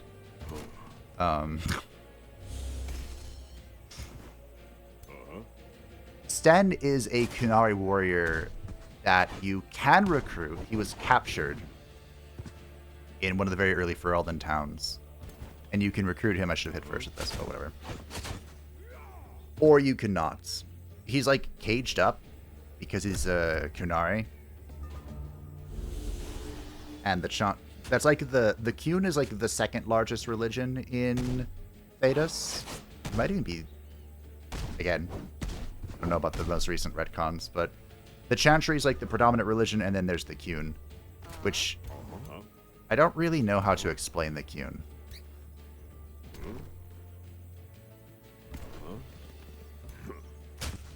It's like communism if it was a religion.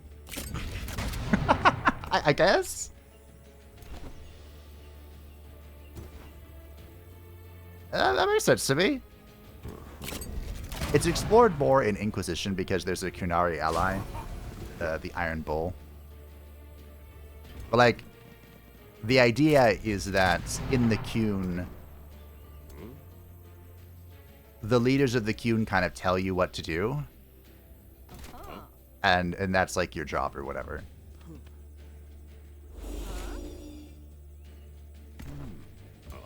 And, yeah. That about covers it.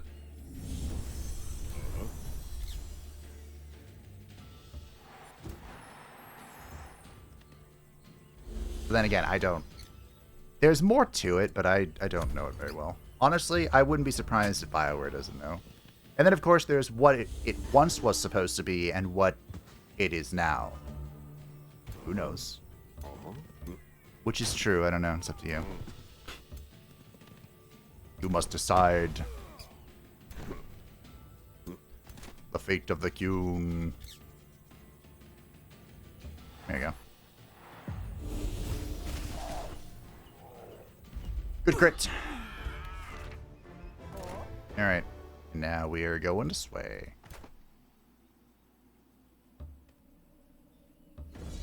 And then when it comes to the Chantry, there's actually many different...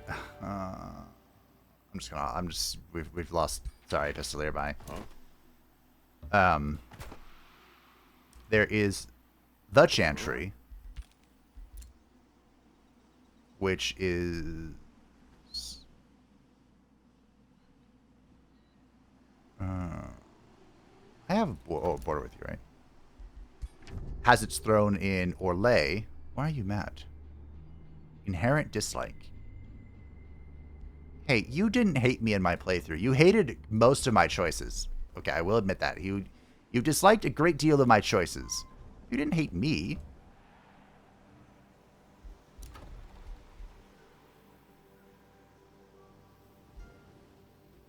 Da da da da da da da da da da da. I kind of just want this gold mine. Make it a quarry. Oh yeah, I need mana. Well, this will help with the mana.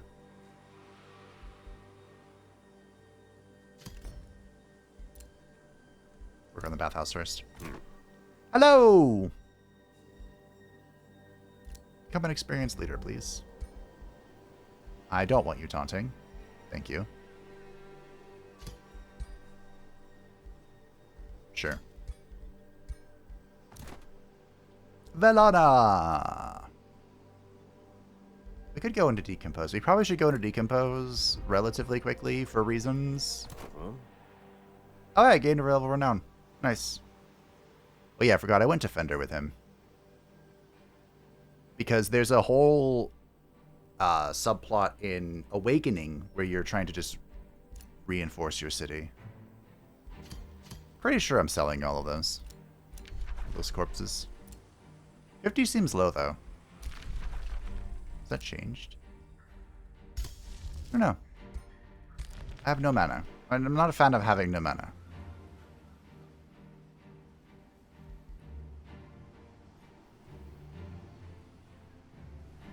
Not sure where my next city should be. I know where I don't want it to be.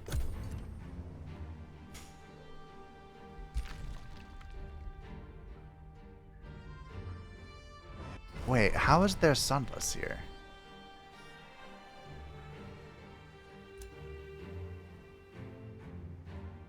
How is there sunless here? Ah, that's how. So, you are the Warden Commander Fabe, the hero of Fereldan, of the Grey Wardens. I am not impressed. Tread carefully before I decide that your realm is actually worth conquering. Here's a character who was freaking difficult to make.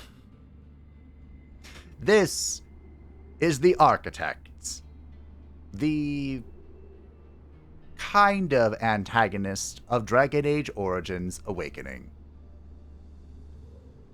And he leads the disciples whenever they decide to show up. Okay. The Architect is an unfathomable creature of a bygone era. As the High Priest of Athemiel, he was one of the sidereal magisters that pierced the veil, set foot upon the Golden City, and unleashed the Darkspawn taint upon the world. Or so the Chantry teaches us. Whatever this emissary once was, he has no recollection of it. All that matters to him is his presence as a sentient Darkspawn, free of the old god's song, and he has found a way to break those shackles for the rest of his kin. To save Amaranthine, the Grey Warden allied with the Architect to slay his mad creation, the Mother, and continue his research into freeing the Darkspawn, perhaps even to free the Grey Wardens of the Calling, by sending Grey Wardens doomed to die. But can the being who caused the Fifth Blight by attempting to free the old god he once served really be trusted? There's a lot to unpack here. But the Architect has found a way to break the Darkspawn from the control of the old gods. And they basically become sort of like just any other race, any other people, when he breaks their control. But some of the Darkspawn, like the mother who was a broodmother he freed, without the song of the old god, they went insane. And so he hasn't worked out that minor kink. Another kink is that the way that he frees them is with Grey Warden blood. He basically imitates the joining the Grey Wardens go through, where they ingest and take on the Darkspawn taint. He does that to break the Darkspawn of the old god control.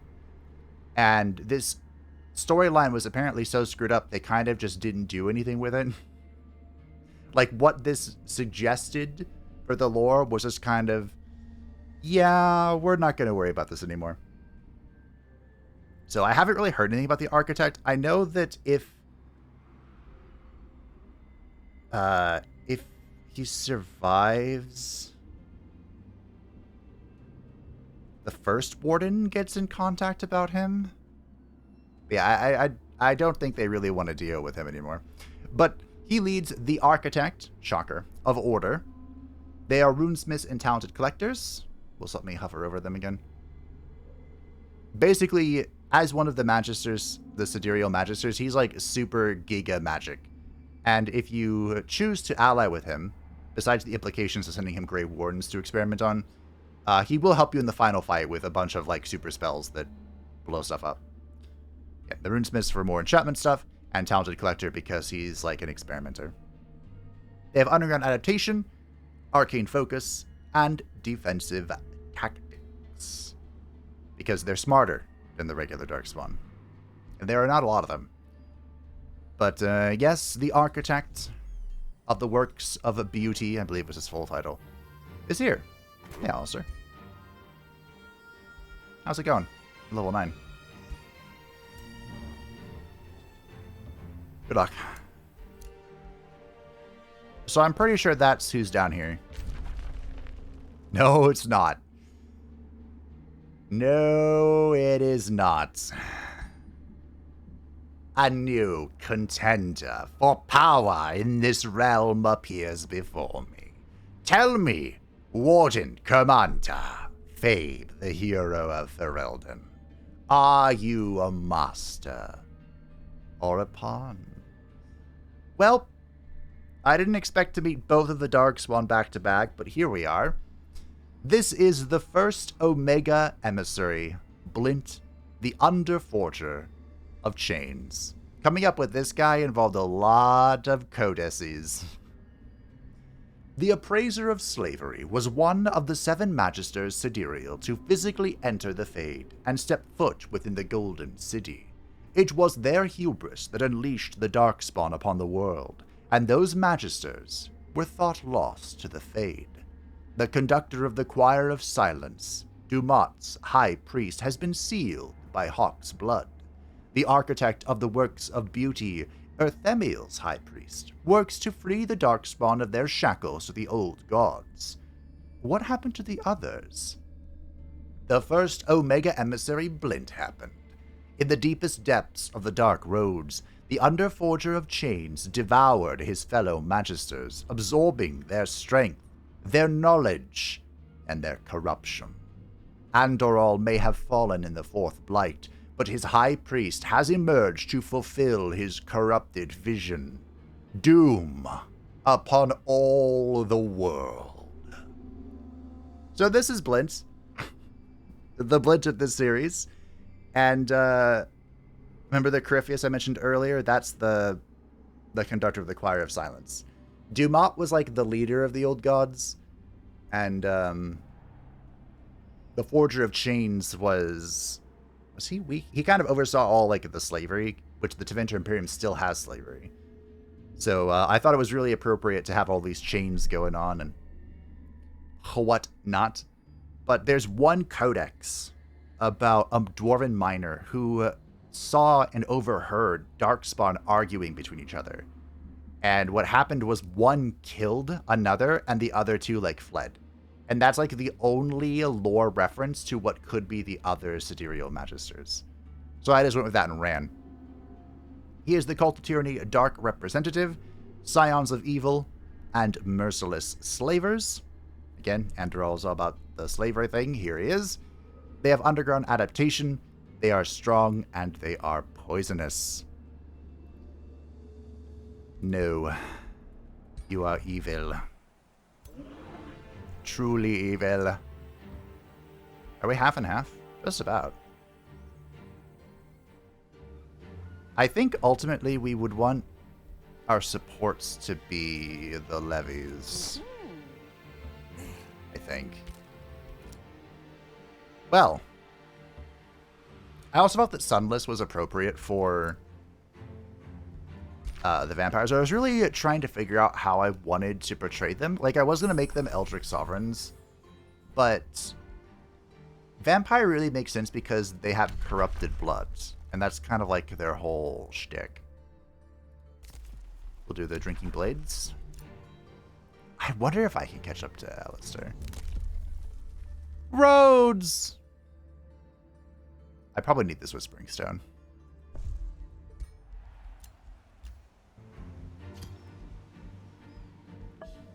Okay. I will have Shadow as well.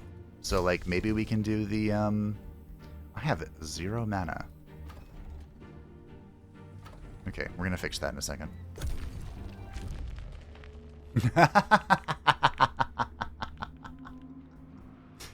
Greetings, Warden Commander Fabe, the hero of Fereldan. May wisdom guide your path in this realm. My friends, the champion of Kirkwall.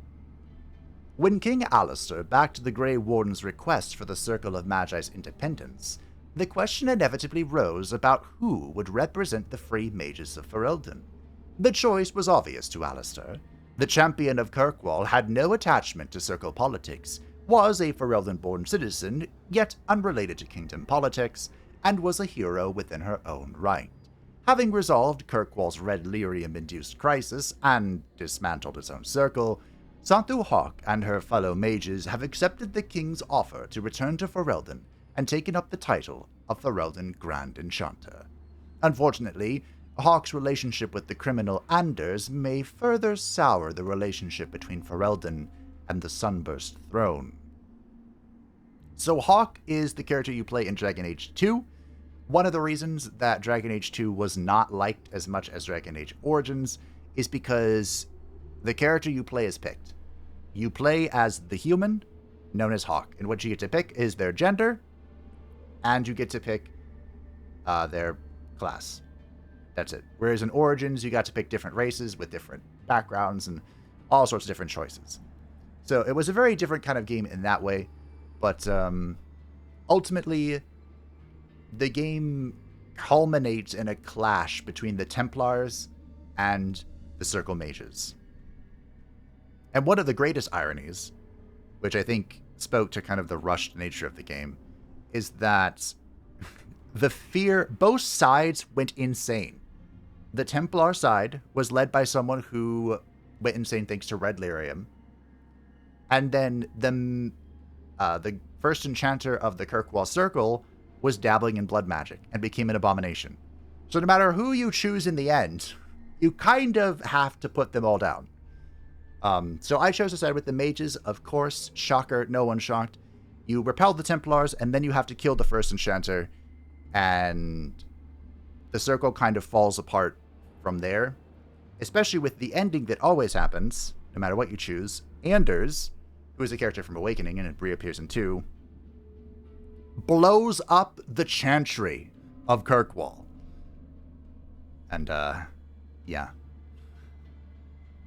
Good times.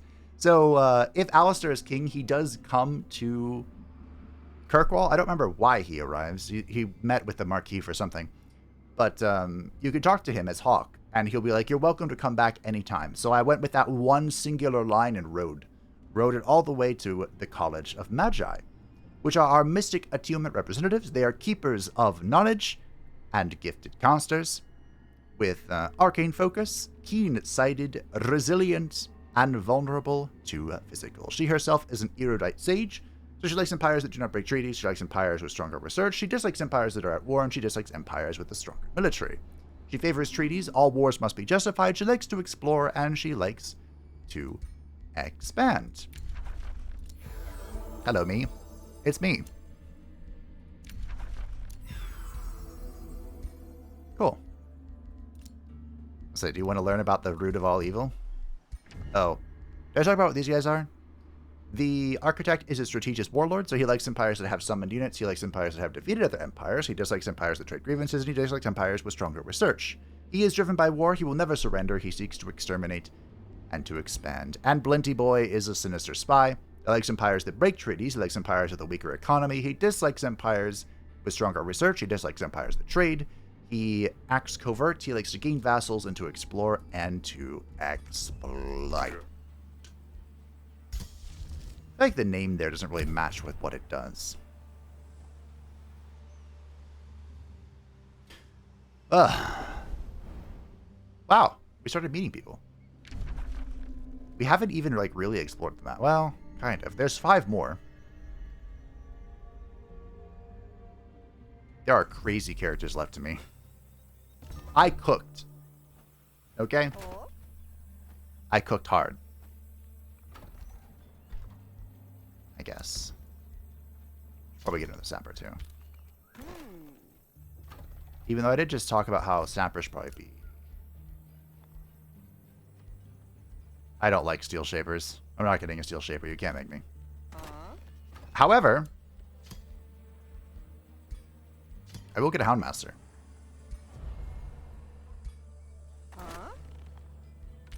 I don't use them very often. And as I said, the Mabari Warhounds are a big part of Fereldan culture. This should be an easy auto. Great. I think that's... Is that called the Shielding Shield? That's so funny. Cool. We're healing up. We're going to take on these Pirate Coves. Yar. Mimages. Vigil's Keep can expand. I mean, we could build onto this. It doesn't really matter. Probably going to need a Forester. Yeah.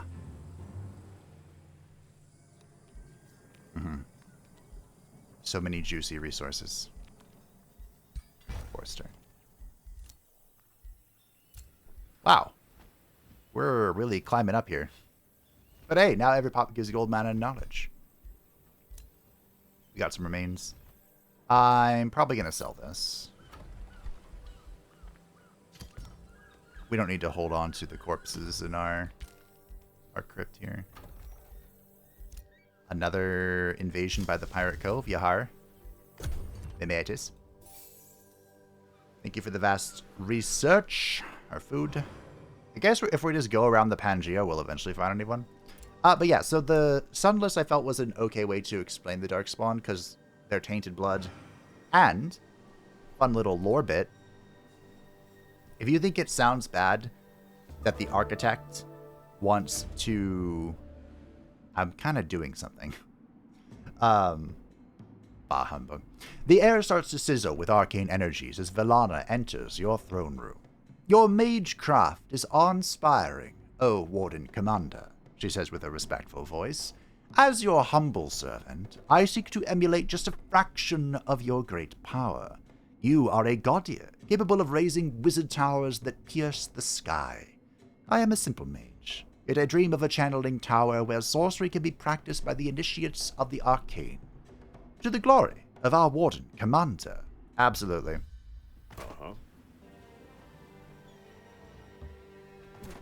As Grey Wardens, we must embrace fly foul. Magic. So this is in here, right?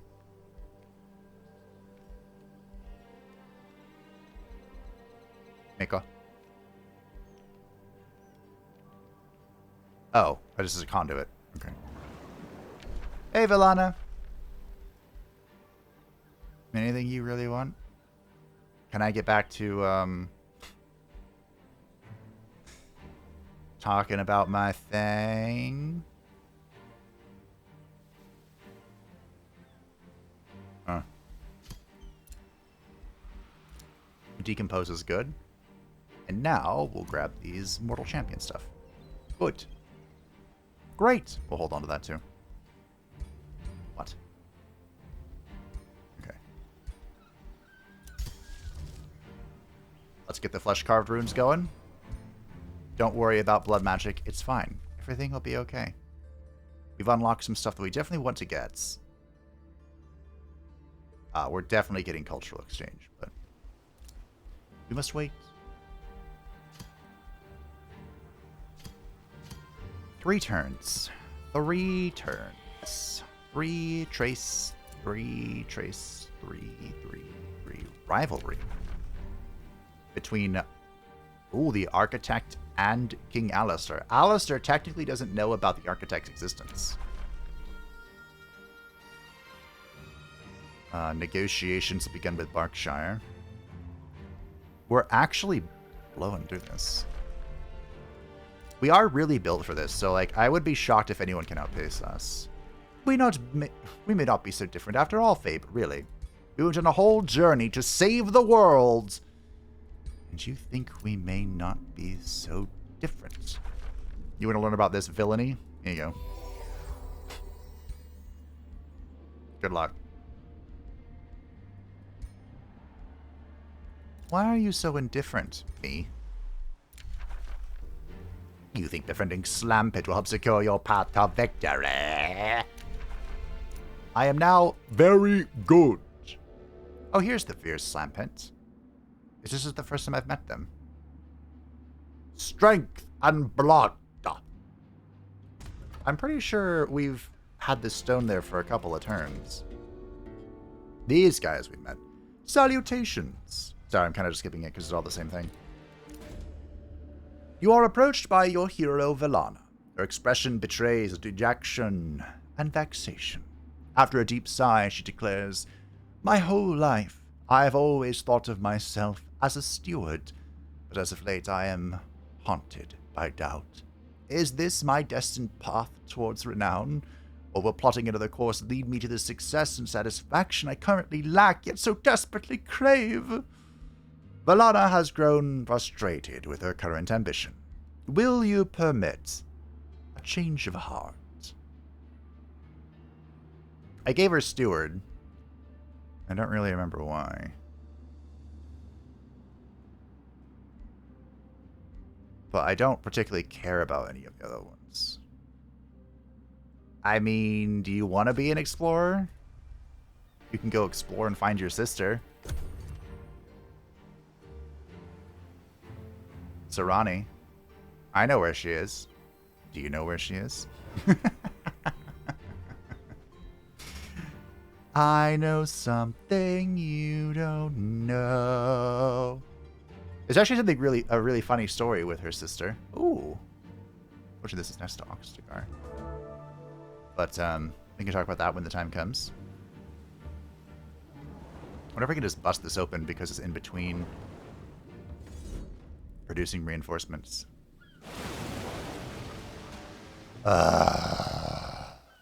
Okay. That's fine. No, that's fine. That is fine. Dandy.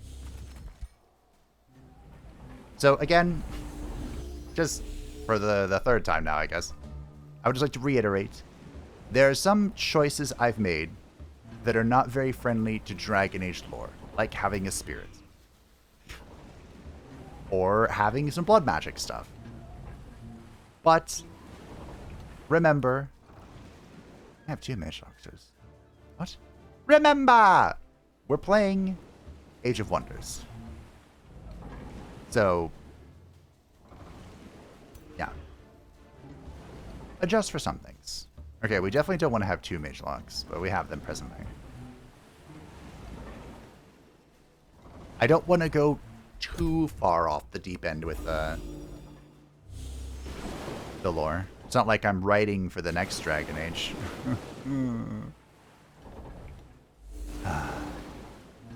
That rant's gonna come out one of these days. One of these episodes, it's just gonna be 30 minutes of me ranting. There was 1 or 2 comments that was like, not gonna lie, I voted for the rant. And if that was you, well, thanks. Oh. Why? Oh, it's on a mountain. I'm on a boat.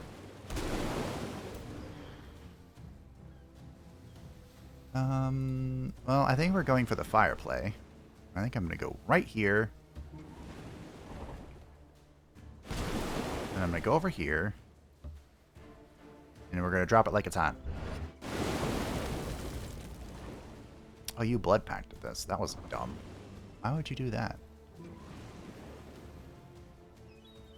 Oh, these are all engaged by levies. Ooh. We should min-max that, shouldn't we? We should.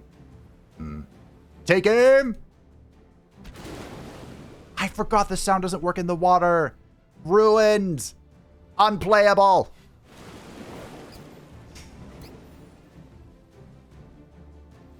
Oh.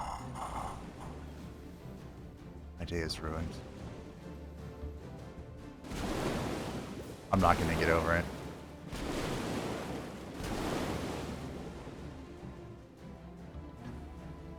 All of the fun of using the mage... What, you thought hitting for 300 damage was the fun part of using a roided up mage lock? No.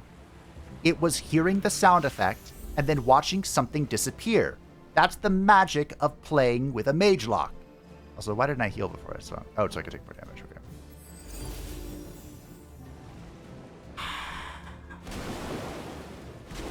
It's fine. I'll get over it. Probably.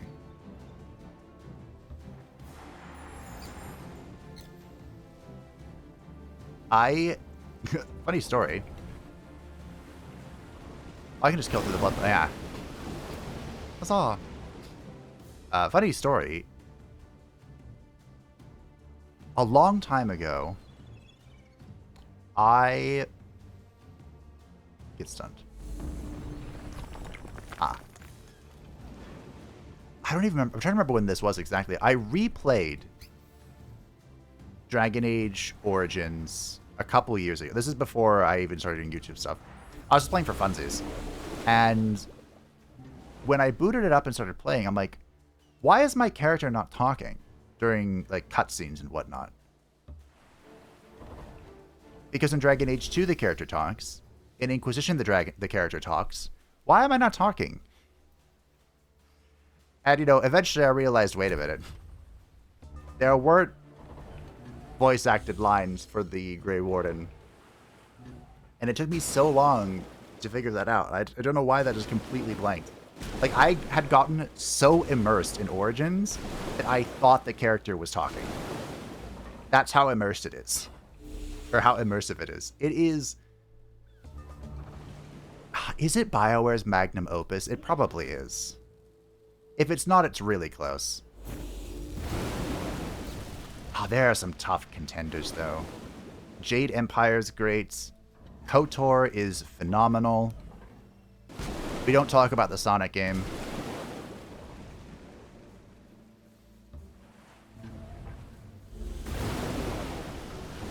No, I think it is their magnum opus. Mass Effect's pretty good. But I preferred Mass Effect 2 over Mass Effect 1. I don't know how heretical that is. Big fan of 2. Oop.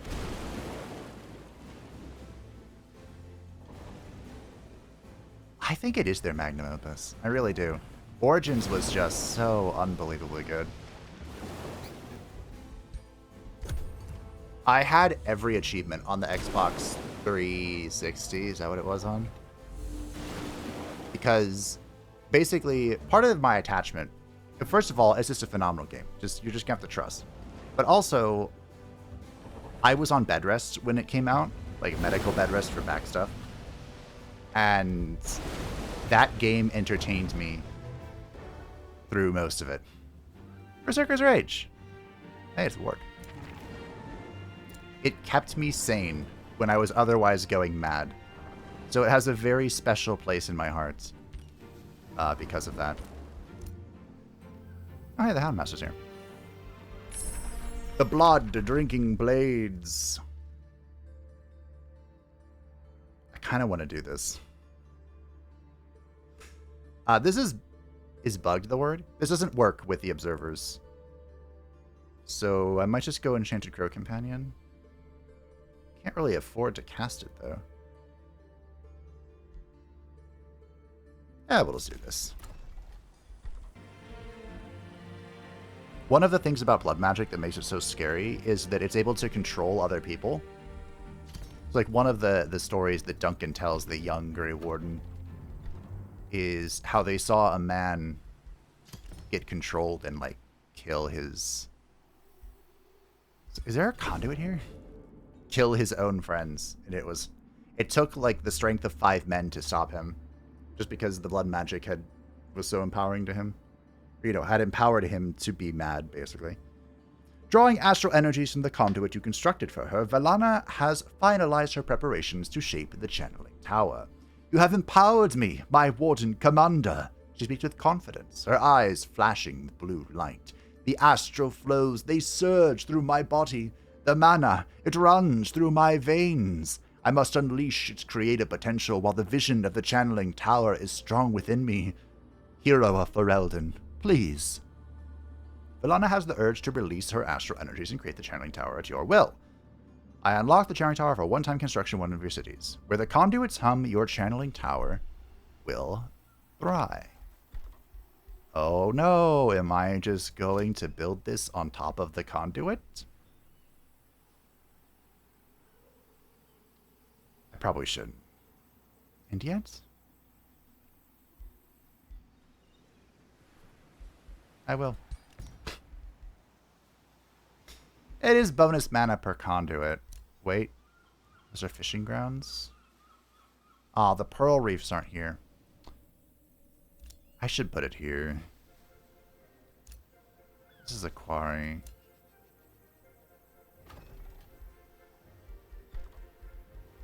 I don't care.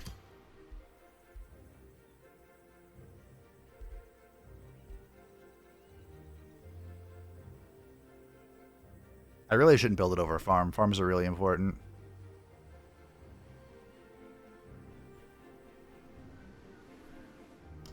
Alright.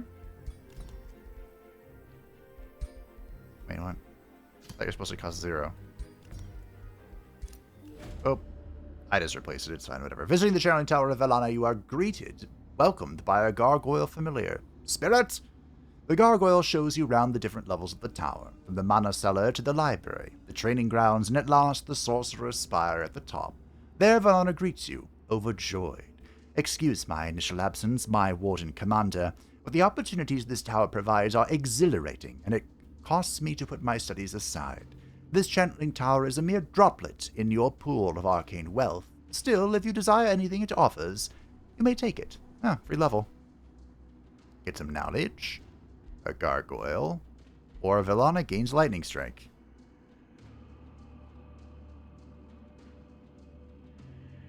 Can I stack this with lightning strike? Science.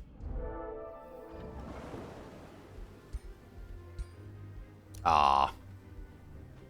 Shucks. Well, it's like a free point. If I was going to put the point in lightning strikes. Oh well. It is what it is. Nope. No need for you to taunt. It's fun. I don't know why they look like skeleton boots. But it's fun. Alright, Warden Commander. Let's get to magicking. Some remains. Friendship declared between me and Alistair. Well, that's true, buddy, old pal.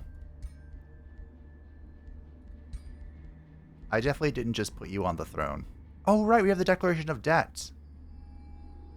That's interesting. So the Declaration of Debt's a little bit different than the Declaration of Friendship. I believe they can stack. Maybe.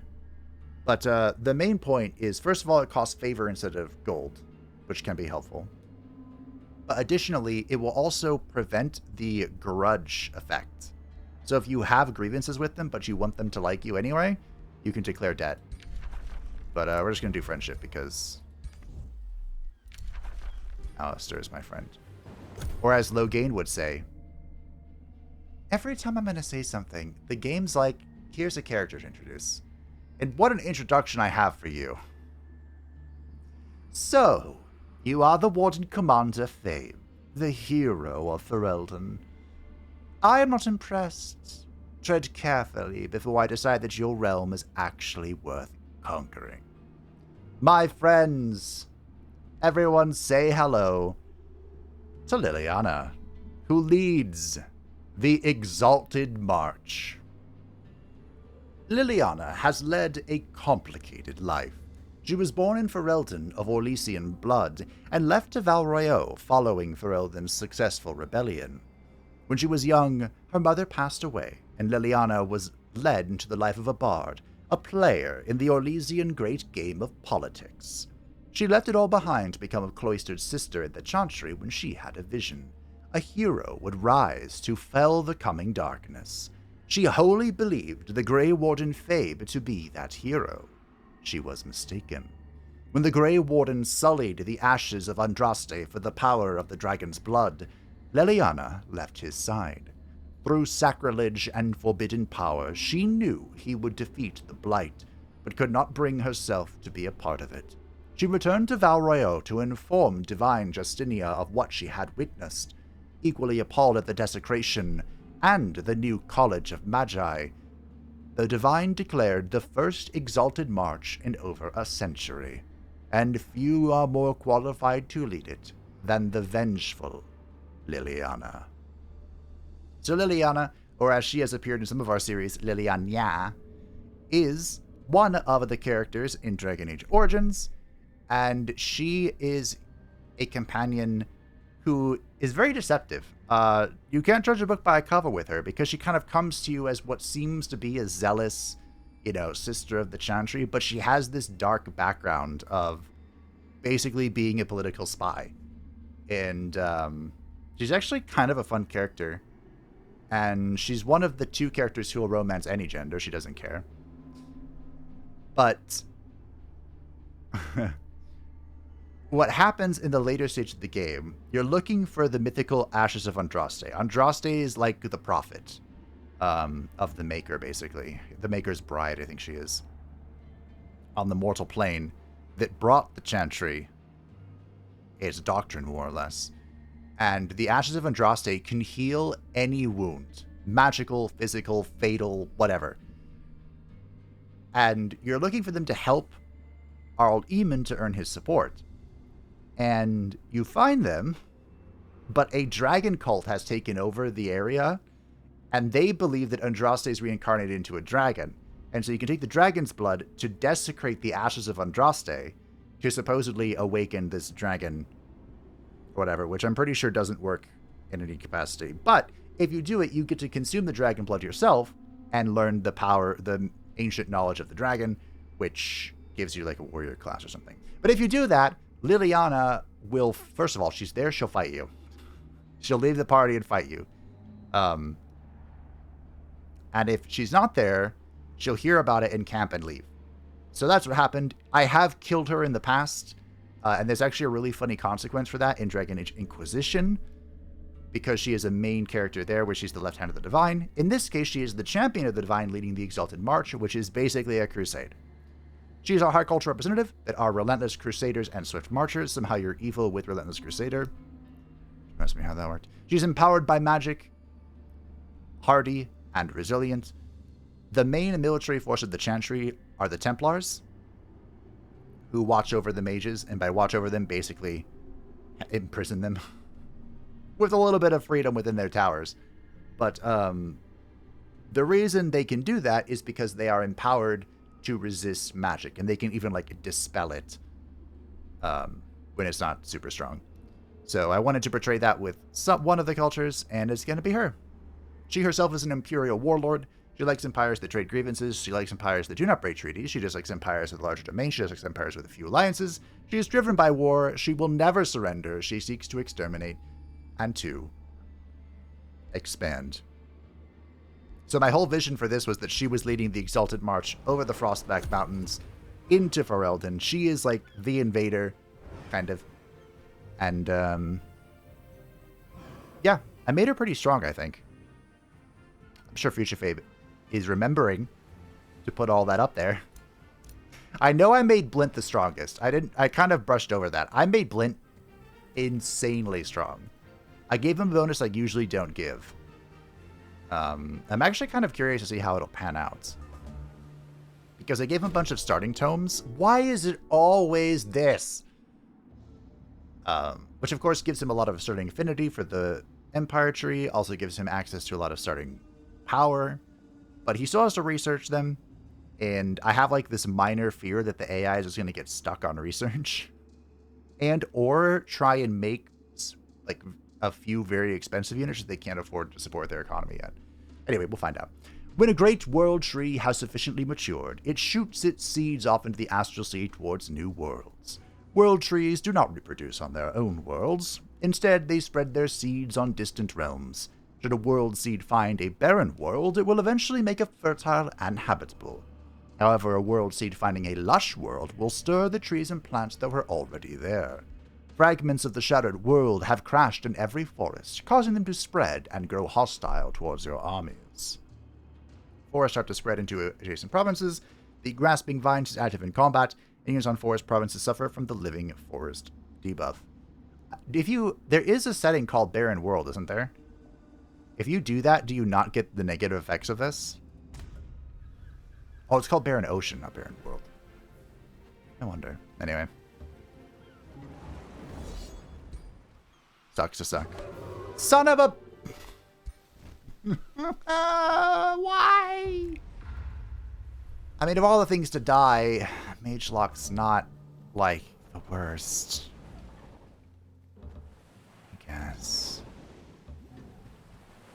I guess I can rant now about Liliana. So, in Inquisition, which we're treating... Inquisition did a lot of things to the lore that I didn't like. But at the end of the day, it also wasn't awful. Unlike something else. So I'm respecting some of it. But basically what it did was if you die, or if you kill Liliana, or just import a save where you chose to kill her. In like the Dragon Keep thing. You don't have to play through the whole freaking game to do that.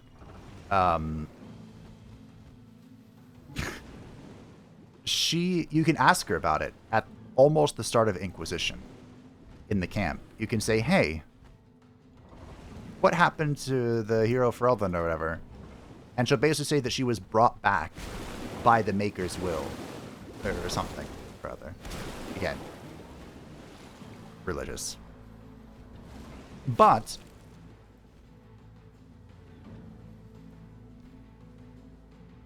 sorry, I'm thinking.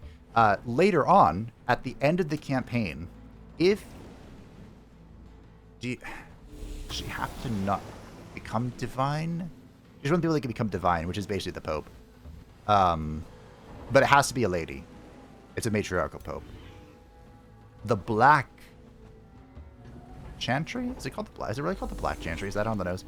Is patriarchal, like the Pope. That's the Chantry of Tevinter. Which is ruled by mages. Anyway, in the epilogue, she will disappear. And so they're saying that she was basically a Force ghost. There's a word for that. Lyrium ghost, I think is what they called her. Which suggests that she was actually long dead and never there to begin with. Which is so funny. I thought that was super amusing as a reference to what you may or may not have done. What have you done? And I mean, when you think about it, it is kind of silly to destroy something that can heal any wound. And it's not like it's, oh, it may work at healing any wound. No, it heals any wound. We watch it in action, although I guess you destroy it before you know that's true. But my point is, yeah. Seems kind of silly in hindsight, doesn't it? But of course, Morgan wants you to do it, so. And if Morgan wants me to do it, well. Wow. There's actually a lot of dialogue between Morgan and Wynn, who is an elderly lady. I mentioned her earlier. She is a senior enchanter of the Circle of Magi, who very much respects the Chantry and its, like, rules and stuff. I should have commanded something first. But there's a lot of arguments about how she's turning me, or she's leading me astray or something. Or me being the player, of course. And this is kind of funny. There's some with Wynn where she's like flirting with Alistair too. And a really funny story about Wynn is that Wynn actually isn't that old. Like, her character design is old. But she's like 40, I think. 40-something. And there was a question about that at one of the many Comic-Con things or whatever. And the leader was like, yeah, at the time when I was writing, when anything over 40 seemed super old. And now she laughed about that because she herself is about that age. But yeah. It always felt weird. Who should I command? This was not the correct choice, but it was the fun choice. Take aim! I forgot the sound. Not mad. We are not mad.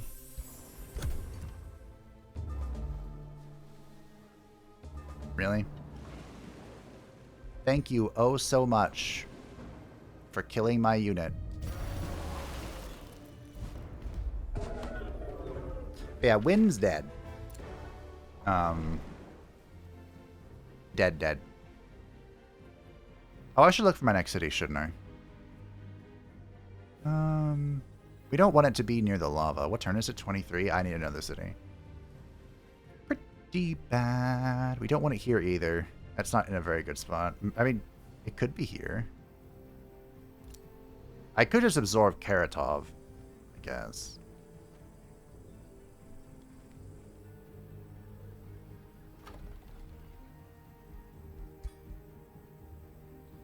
We're going to integrate it.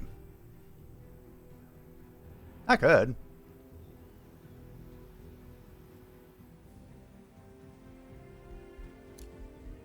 It is giving me quite a lot of resources, though. So now that we know who the Deep Darkspawn are, I don't think we befriend them. I think we don't like them. I think we hate them, even. Some might go so far to say. We're pretty close to getting our next hero. I mean, we could... Can I change my build at all? To be immune to fire? Not really. Remember, because we're Empire of the Cosmos, my build is very strict. Who are you?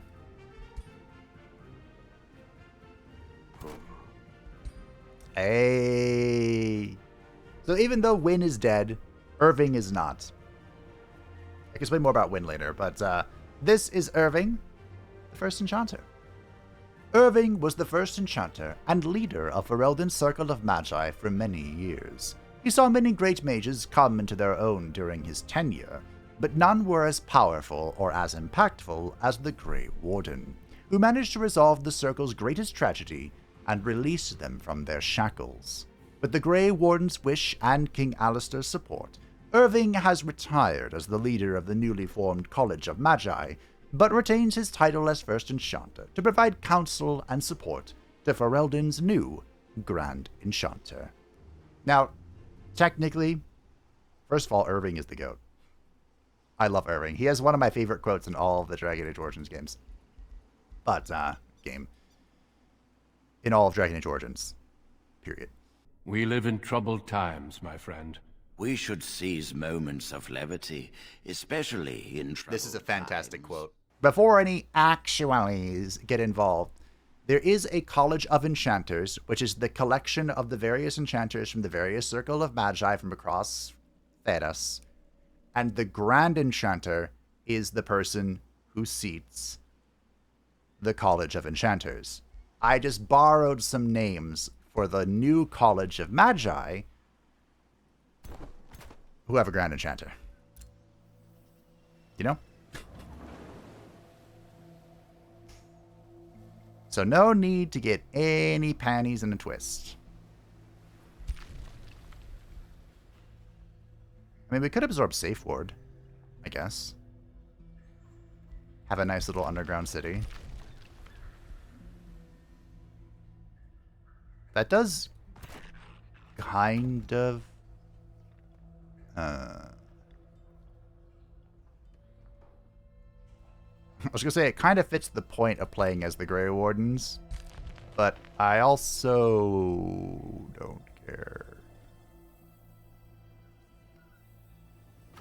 Oh, also that one thing. Yeah, that one thing. That one thing. Thank you for the food. Flesh Carved Runes is in. I could have cast this first. This is going to give our culture Profane Sigils, granting +5 hit point regeneration on the world map. Attack and debuff abilities will ignore status resistance per bleeds.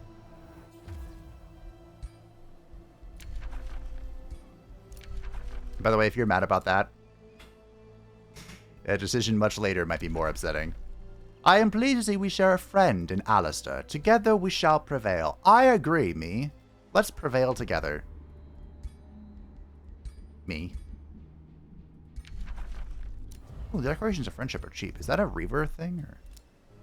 A stone has returned. Yes, yes, yes, yes, yes. We did that. City can be integrated. Indeed it can. Okay. Oh, it's a host. The Crusader host is actually not going to attack me. See, I told you I'm a good boy.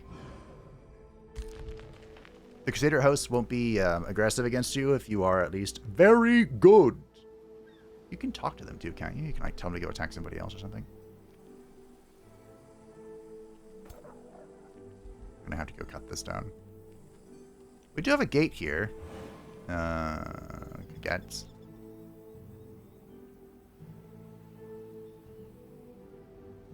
We could build a city. We could build a city that...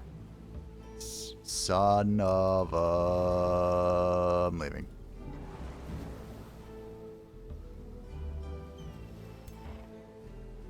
That's really small, but has all of our gate. Why? It's really small, but has all of our gates attached to it.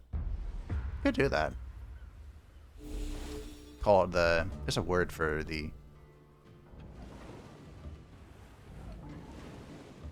Courtyard? That's not correct.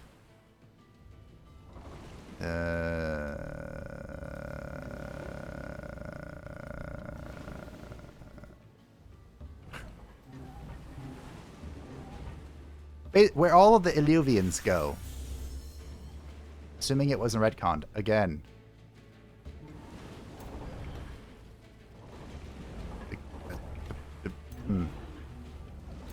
Well, obviously I'm gonna have to look up what it's called before I name it, but there's like a place in between space where all of the Illuvians connect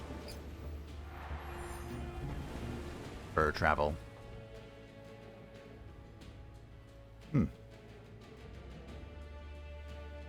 What's the code on this? Yeah, wait. Quartz? This also is from Inquisition, so... I lined up super well for that guy, didn't I? Oh, yeah. You know, that's probably how he killed my, my thing. Where are our... Really? RR. I did that to engage by levies. Look at this guy's health. Isn't it amazing? Almost killed. Right out the gate. I'm definitely gonna have to get a ball. I should have got the celestial ball instead of the staff. Why did I pick the staff? Oh, right. I picked the staff because, again, mages in Dragon Age use staves. That's why. There was a reason. Who could have guessed? I have no vision.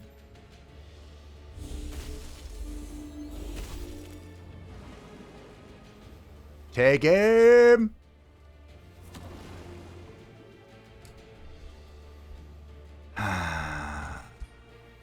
Did remember it this time. But it doesn't make me any less sad. Pretty sure if we go around, they're just gonna get slaughtered. Grazed. 50-50. I missed. It wasn't destined to be.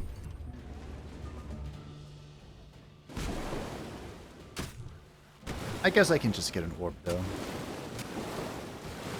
I mean, there is an orb. It's Fenharel's orb from Inquisition. We're going to really lean into Inquisition. Or at the very least, not ignore it.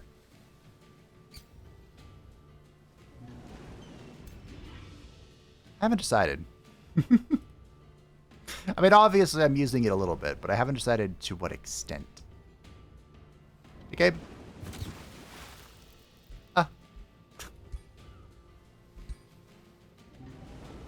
I don't know. I already used my rock, so... I'm gonna have a heal for a hot second. Woo! The no sound effect makes me so sad. I know why, though. These boats were made as, like, actual units. If you want to see the boats being used, the Jaina playthrough I did, like, literal forever ago, had boats. Good old Jaina Proudmoore. I tried to use the boats to, you know, some extent. I wouldn't say it was great, but we did it. So, there's that. And doing it is half the battle. Or something.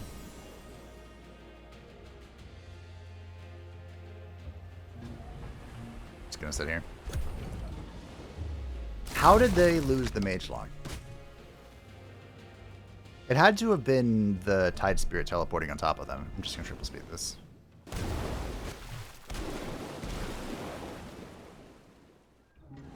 Like, right? That's what it had to be. Engage by levies. Stop. Engage by levies, so we can wisp it. For what it's worth. Which is apparently not much. Come on and slam, and welcome to the dam.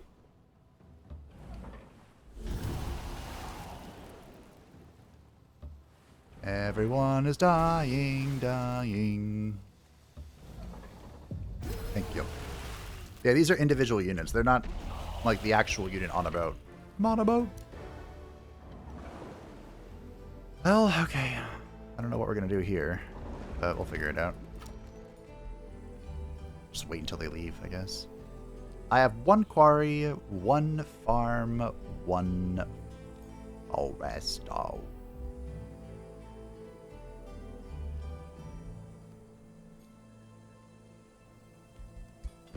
Now I have a farm on a gold mine. Amaranthine can annex. It can indeed. What does it need? A forester, I'm sure.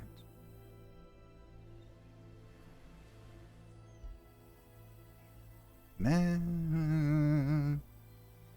Ah. Oh. Get a bit of forester in the water.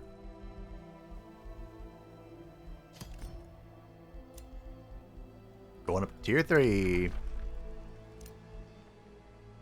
For beating out Santu for claiming Helix Salt, or I should say Hawk. You can choose whatever their name is, so naturally, I had to go with Santu. We may not be so different after all. We might not be. I am pleased to see that we share a friend in Santu Hawk. We do.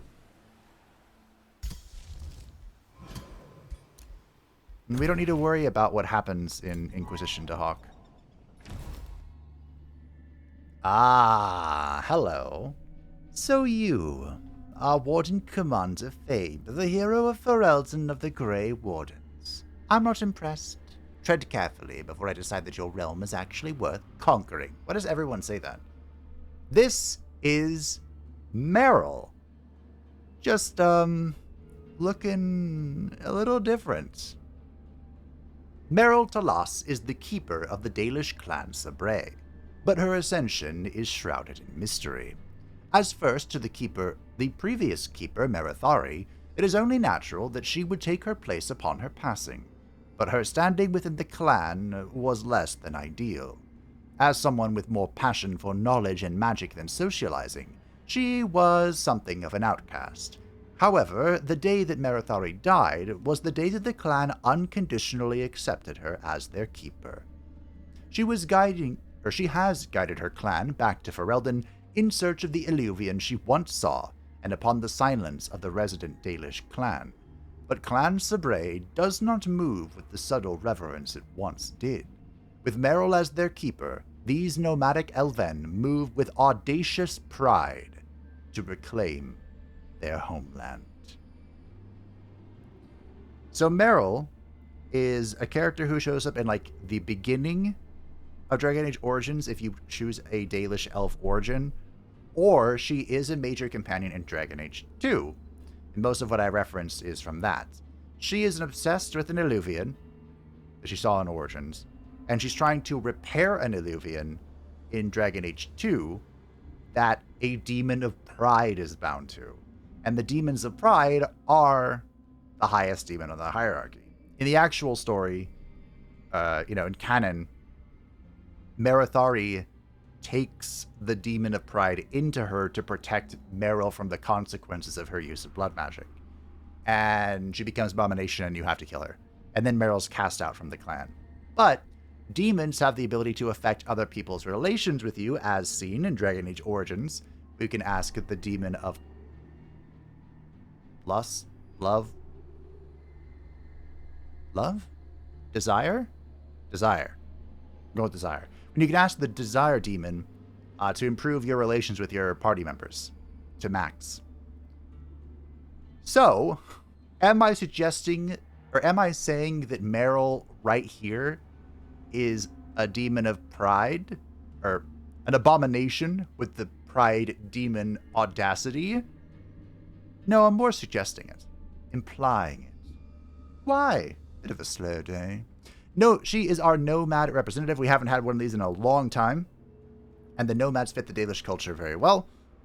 They are fabled hunters and swift marchers that are keen-sighted, strong, the graceful judge mounts, and they are vulnerable to physical.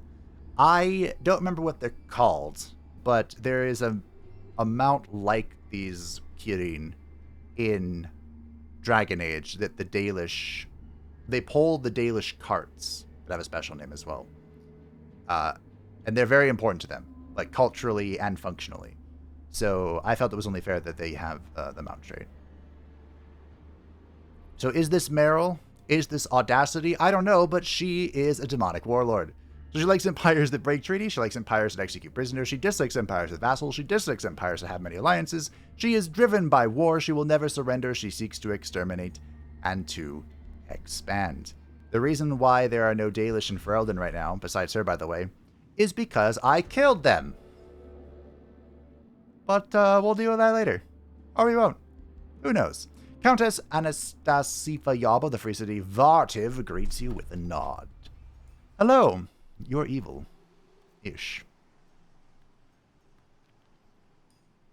Okay. I can take the stone and give it to you. We're stretching out our tentacles across the world. Soon everyone will be my vassal. Expansion? Not the Grey Warden way. Vassalage? Oh yeah. Can you guys move? The ultimate troll would be that it expands onto this tile and they immediately come attack me.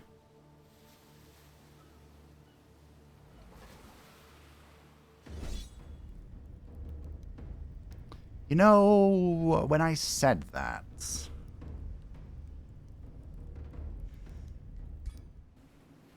was not a request. Oh, dear Lord. Alright, Velana. We're going to fight for our lives. Maybe. Nope, we gotta fight for our lives. I mean, we could retreat.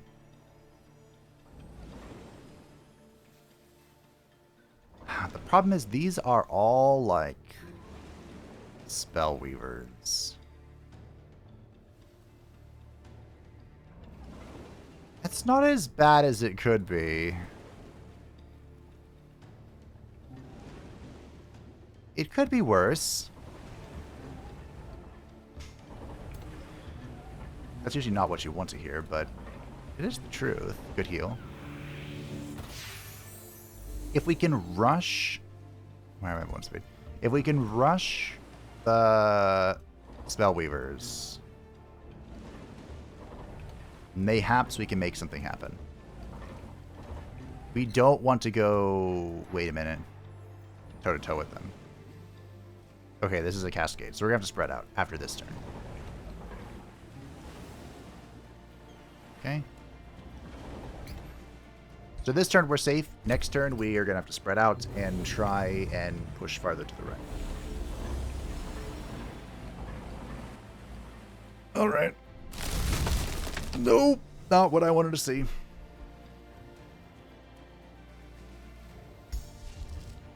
Curse Reversal has been offered a couple of times. I just continuously refuse to take it. Swiggity swoody, coming for the booty, swiggity swoody. When it says target enemy units takes damage, this effect and cascades to adjacent units and is repeated. Do you think it'll repeat upon itself?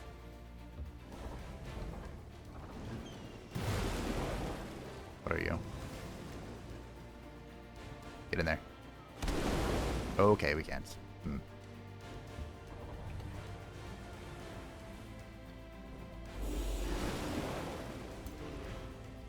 You're stuck. You're one away.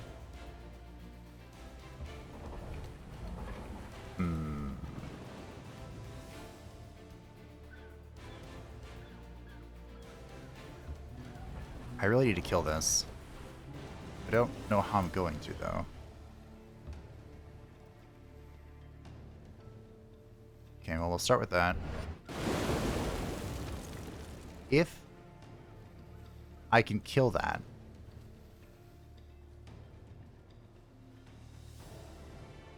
shenanigans.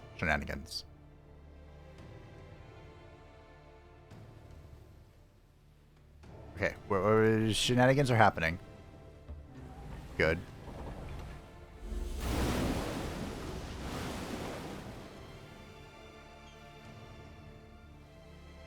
I went the full health one, don't we? 40. Doesn't have a lot of defense going on, but yoink.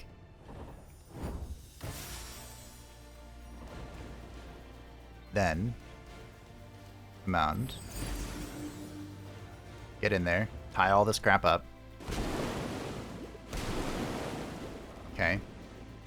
Now you... I could go hold this stuff down. I think I need to. What are you? Archer?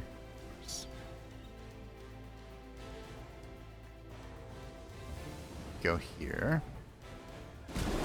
I'm hoping that he dissonance here. I was hoping I'd misfire. Which, you know, misfiring isn't great, but then it would still hit something. I'm gonna stand right here and hold my ground.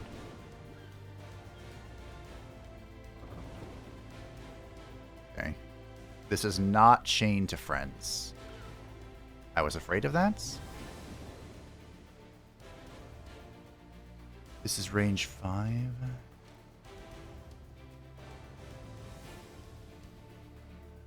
I don't have a great way for the mage locks to get in. You can hang out here and see what happens. Okay. Well, I'm not overly confident with what I'm looking at. Ow. Okay.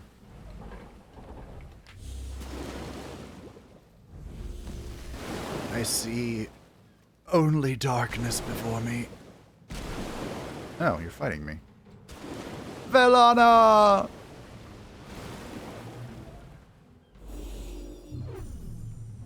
I think even if we lose...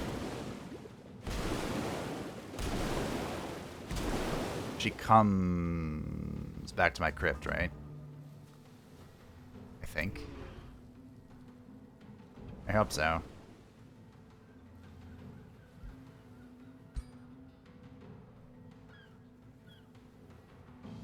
I was really hoping this would heal Fabe.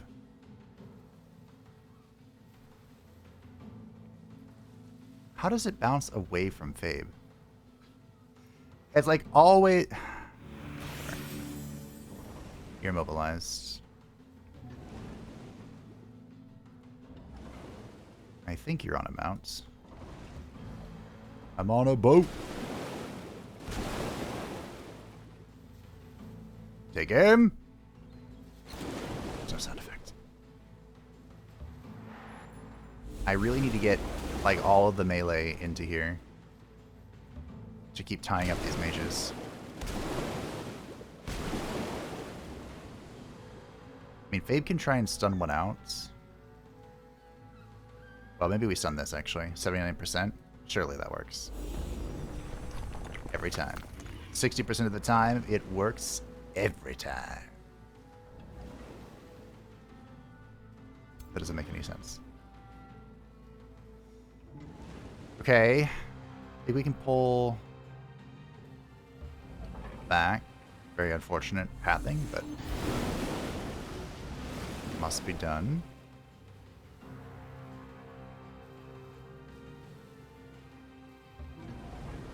It's annoying that this guy is like a tanky charge unit. Shock unit, excuse me. Let's use the correct terminology as I get my butt whooped.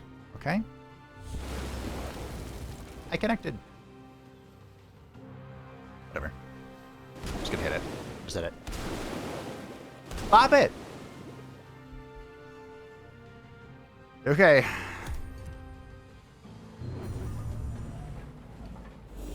Let's see what's going on. Good. Not great, but we can manage. Okay. Alright. We should have the heal back now as well. For our boldest mercenary to ever exist. Okay. The heal is back. We were almost robbed. I have to do this. It is uncontestable. I mean, you might be able to contest it, but I wouldn't recommend it. El Capitan is immobilized, of course, in like the worst possible position. Do I just roll a 15? Would have been pretty hype if you hit that. Mercenary's on his way.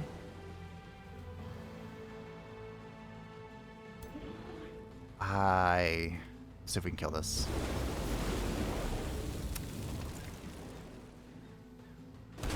That's not good. I really wanted to get into this spot with this thing. And I guess we can do this. So I basically wasted the Magma Rager's turn, but...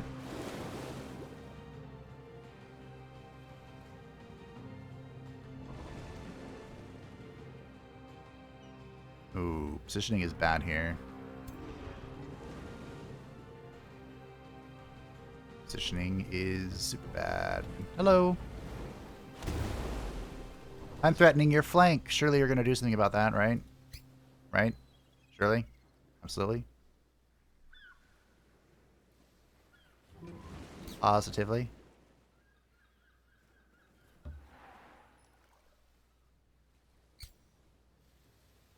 Huh. Possibility. Nice. Okay. I am thinking that it's worth it to move here to keep this thing here. This guy free firing is no bueno. Alright. You're immobilized. You're immobilized. Fabe's is a sitting duck. We move on. Okay. Did I use a spell that turn?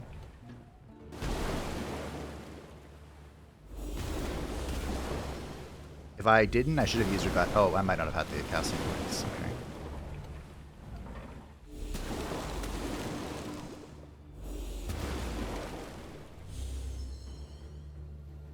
Yeah, I do not have the casting points. Okay.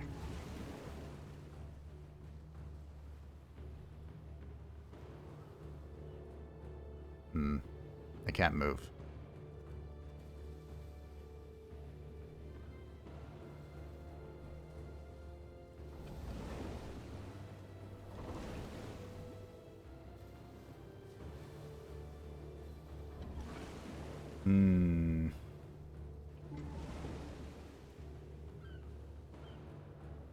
I need to kill the hero. I don't have a heal right now. I could move out of the way if I think this will help. I do think it will. I should have moved with this guy. I think I have to just stay on this one. Okay. How about you? You're still mobilized. Okay. Here's a question. How?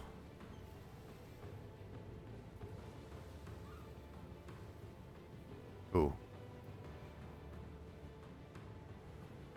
Who gets this?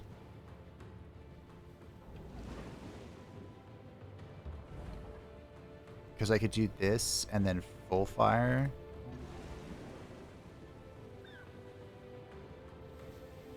How am I being restricted?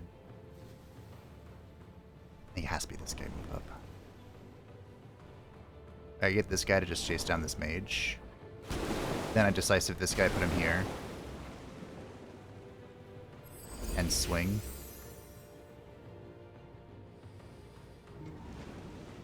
He's freaking immobilized.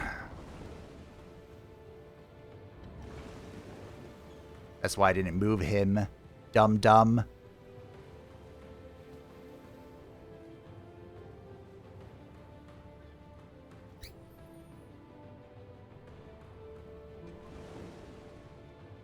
How am I being affected by the tree thing when there are no trees here? I mean, we're in the water. Are there always trees in the water? Is that what we're discovering? I really should have decisive. I'm just gonna go kill the hero. Oh. Of course. I mean, why would you not have slip away? It seems silly to think that you would have slip away. I was really hoping that would, like, fix this problem.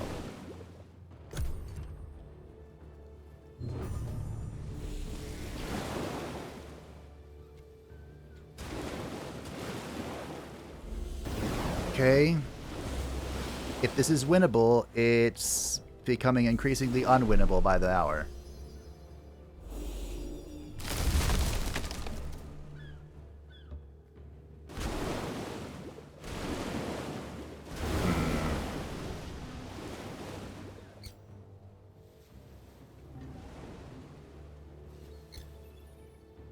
Have to. Oh. Hero down. Now, I killed that guy, unfortunately. How can I not hit the ones I want to hit?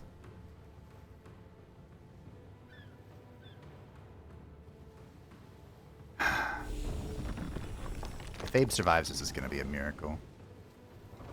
Oh, now I can move. Great. Fantastic.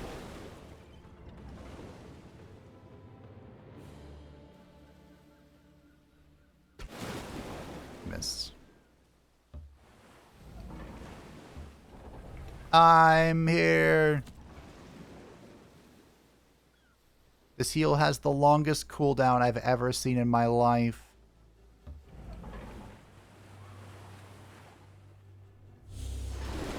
I also have 5 stacks of weakness. I put the healer in a vulnerable position to try and bait it out. Okay. Okay.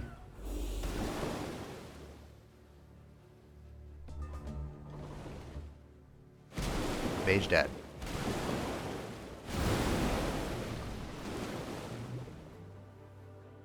I'm still immobilized.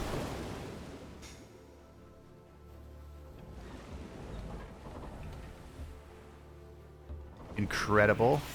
I could have come and dispelled my mobilization, I guess, but... Probably what I should have done, actually.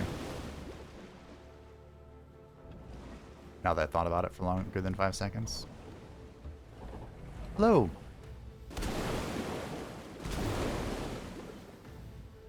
Hopefully that doesn't result in me dying. 55? Yes. Alright. We did it. So if Alana should be in my crypt, I can make the crypt pretty easily. We can just bring her back. And it'll be like nothing bad ever happens. Mostly. Be gone, foul demons.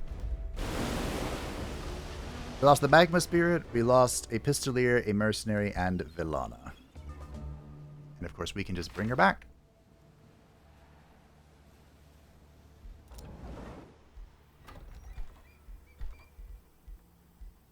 Maybe.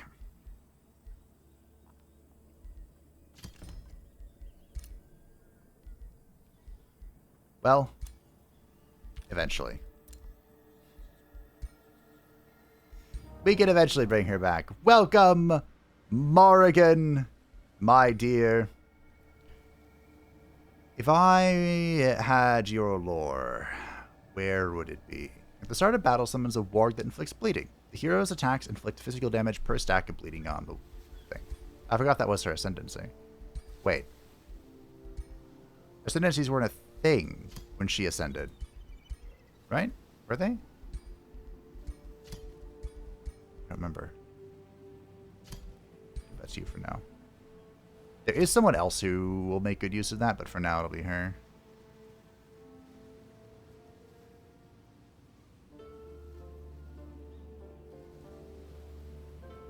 You're a Federate levy? Interesting. I don't know where her lore is. I wrote a story and everything for her.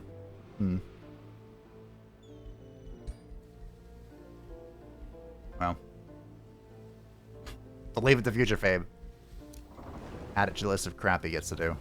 From the moment of his rescue to the moment of his unexpected victory, the Grey Warden loved Morrigan, the daughter of the Witch of the Wilds.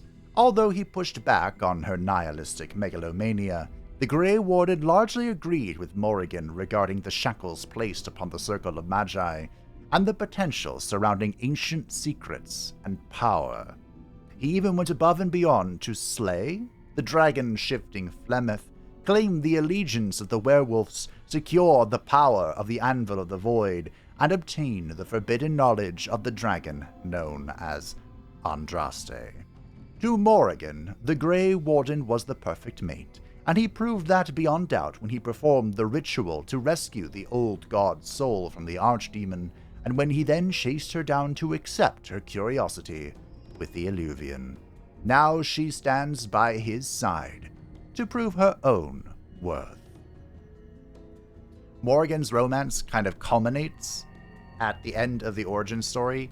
You make a baby, basically, and because the child has the Darkspawn, I mean, it's literally the night before, so scientifically I have no idea how this works. I guess just one day is fine. You have a cell with the taint of the Darkspawn in it, but that is where the Archdemon's soul goes. So Morrigan and you, or the Grey Warden, have a child that has the soul of an old god in it, which is super funny in Inquisition, where the child's like 9 or 10 or something. But the end of Origins is a DLC called Witch Hunt, which barely works on PC, but I did manage to finish it. And basically you're chasing down the rumors of the witch Morrigan, and she has found an ancient Elluvian that still works. And you can either...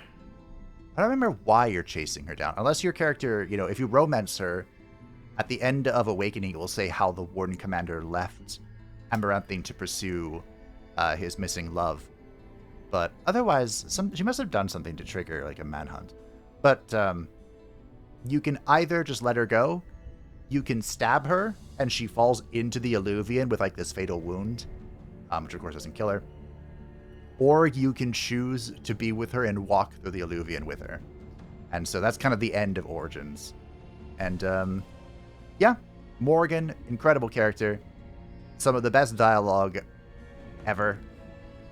I'm glad she's with us. And for free, too. See, fighting here, I would understand. This is a forest. This is not. This is a forest. This is not. Ugh, I hate this event anyway. I have to kill this before it reinforces. Hey, we got a new thing. Sanguine Focus. We have a wizard governor for now, don't worry. Your governor shall return in due time. We're going to have to figure out where our next city is going to be real quick. All we have is initiates. I can't get any adepts. Not yet. That is something worth noting. Even though our tomes don't require affinities, our signatures still do. So that's worth noting. Evocations do more damage. We get endurance training for our squad, so they have more health. Blood Drinking Blades is in. This is an enchantment for our polearm, shock, shield, and fighter units. They grant or deal +2 bonus damage, and wood striking targets that bleed, they heal a little bit. Not a lot. Just a little bit. Just the two of us. And we will restore Velana next time. I hope you enjoyed. Look at all these corpses we have. Rivalry between Blint and Alistair, that's only fair. We are about to vassalize a contested city. Are we actually going to make it? Did I out-vassal Alistair? That's funny.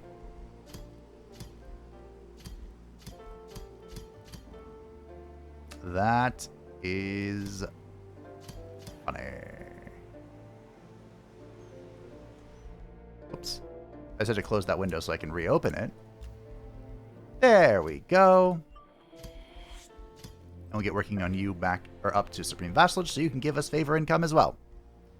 Got a Rainbow Clover, and we completed the Imperial Essence. Fantastic. Campaigns where you finish this early feel so much better because of the bonus Imperium income. Oh, magnifique. I knew it was a good thing to steal them from you, Alistair.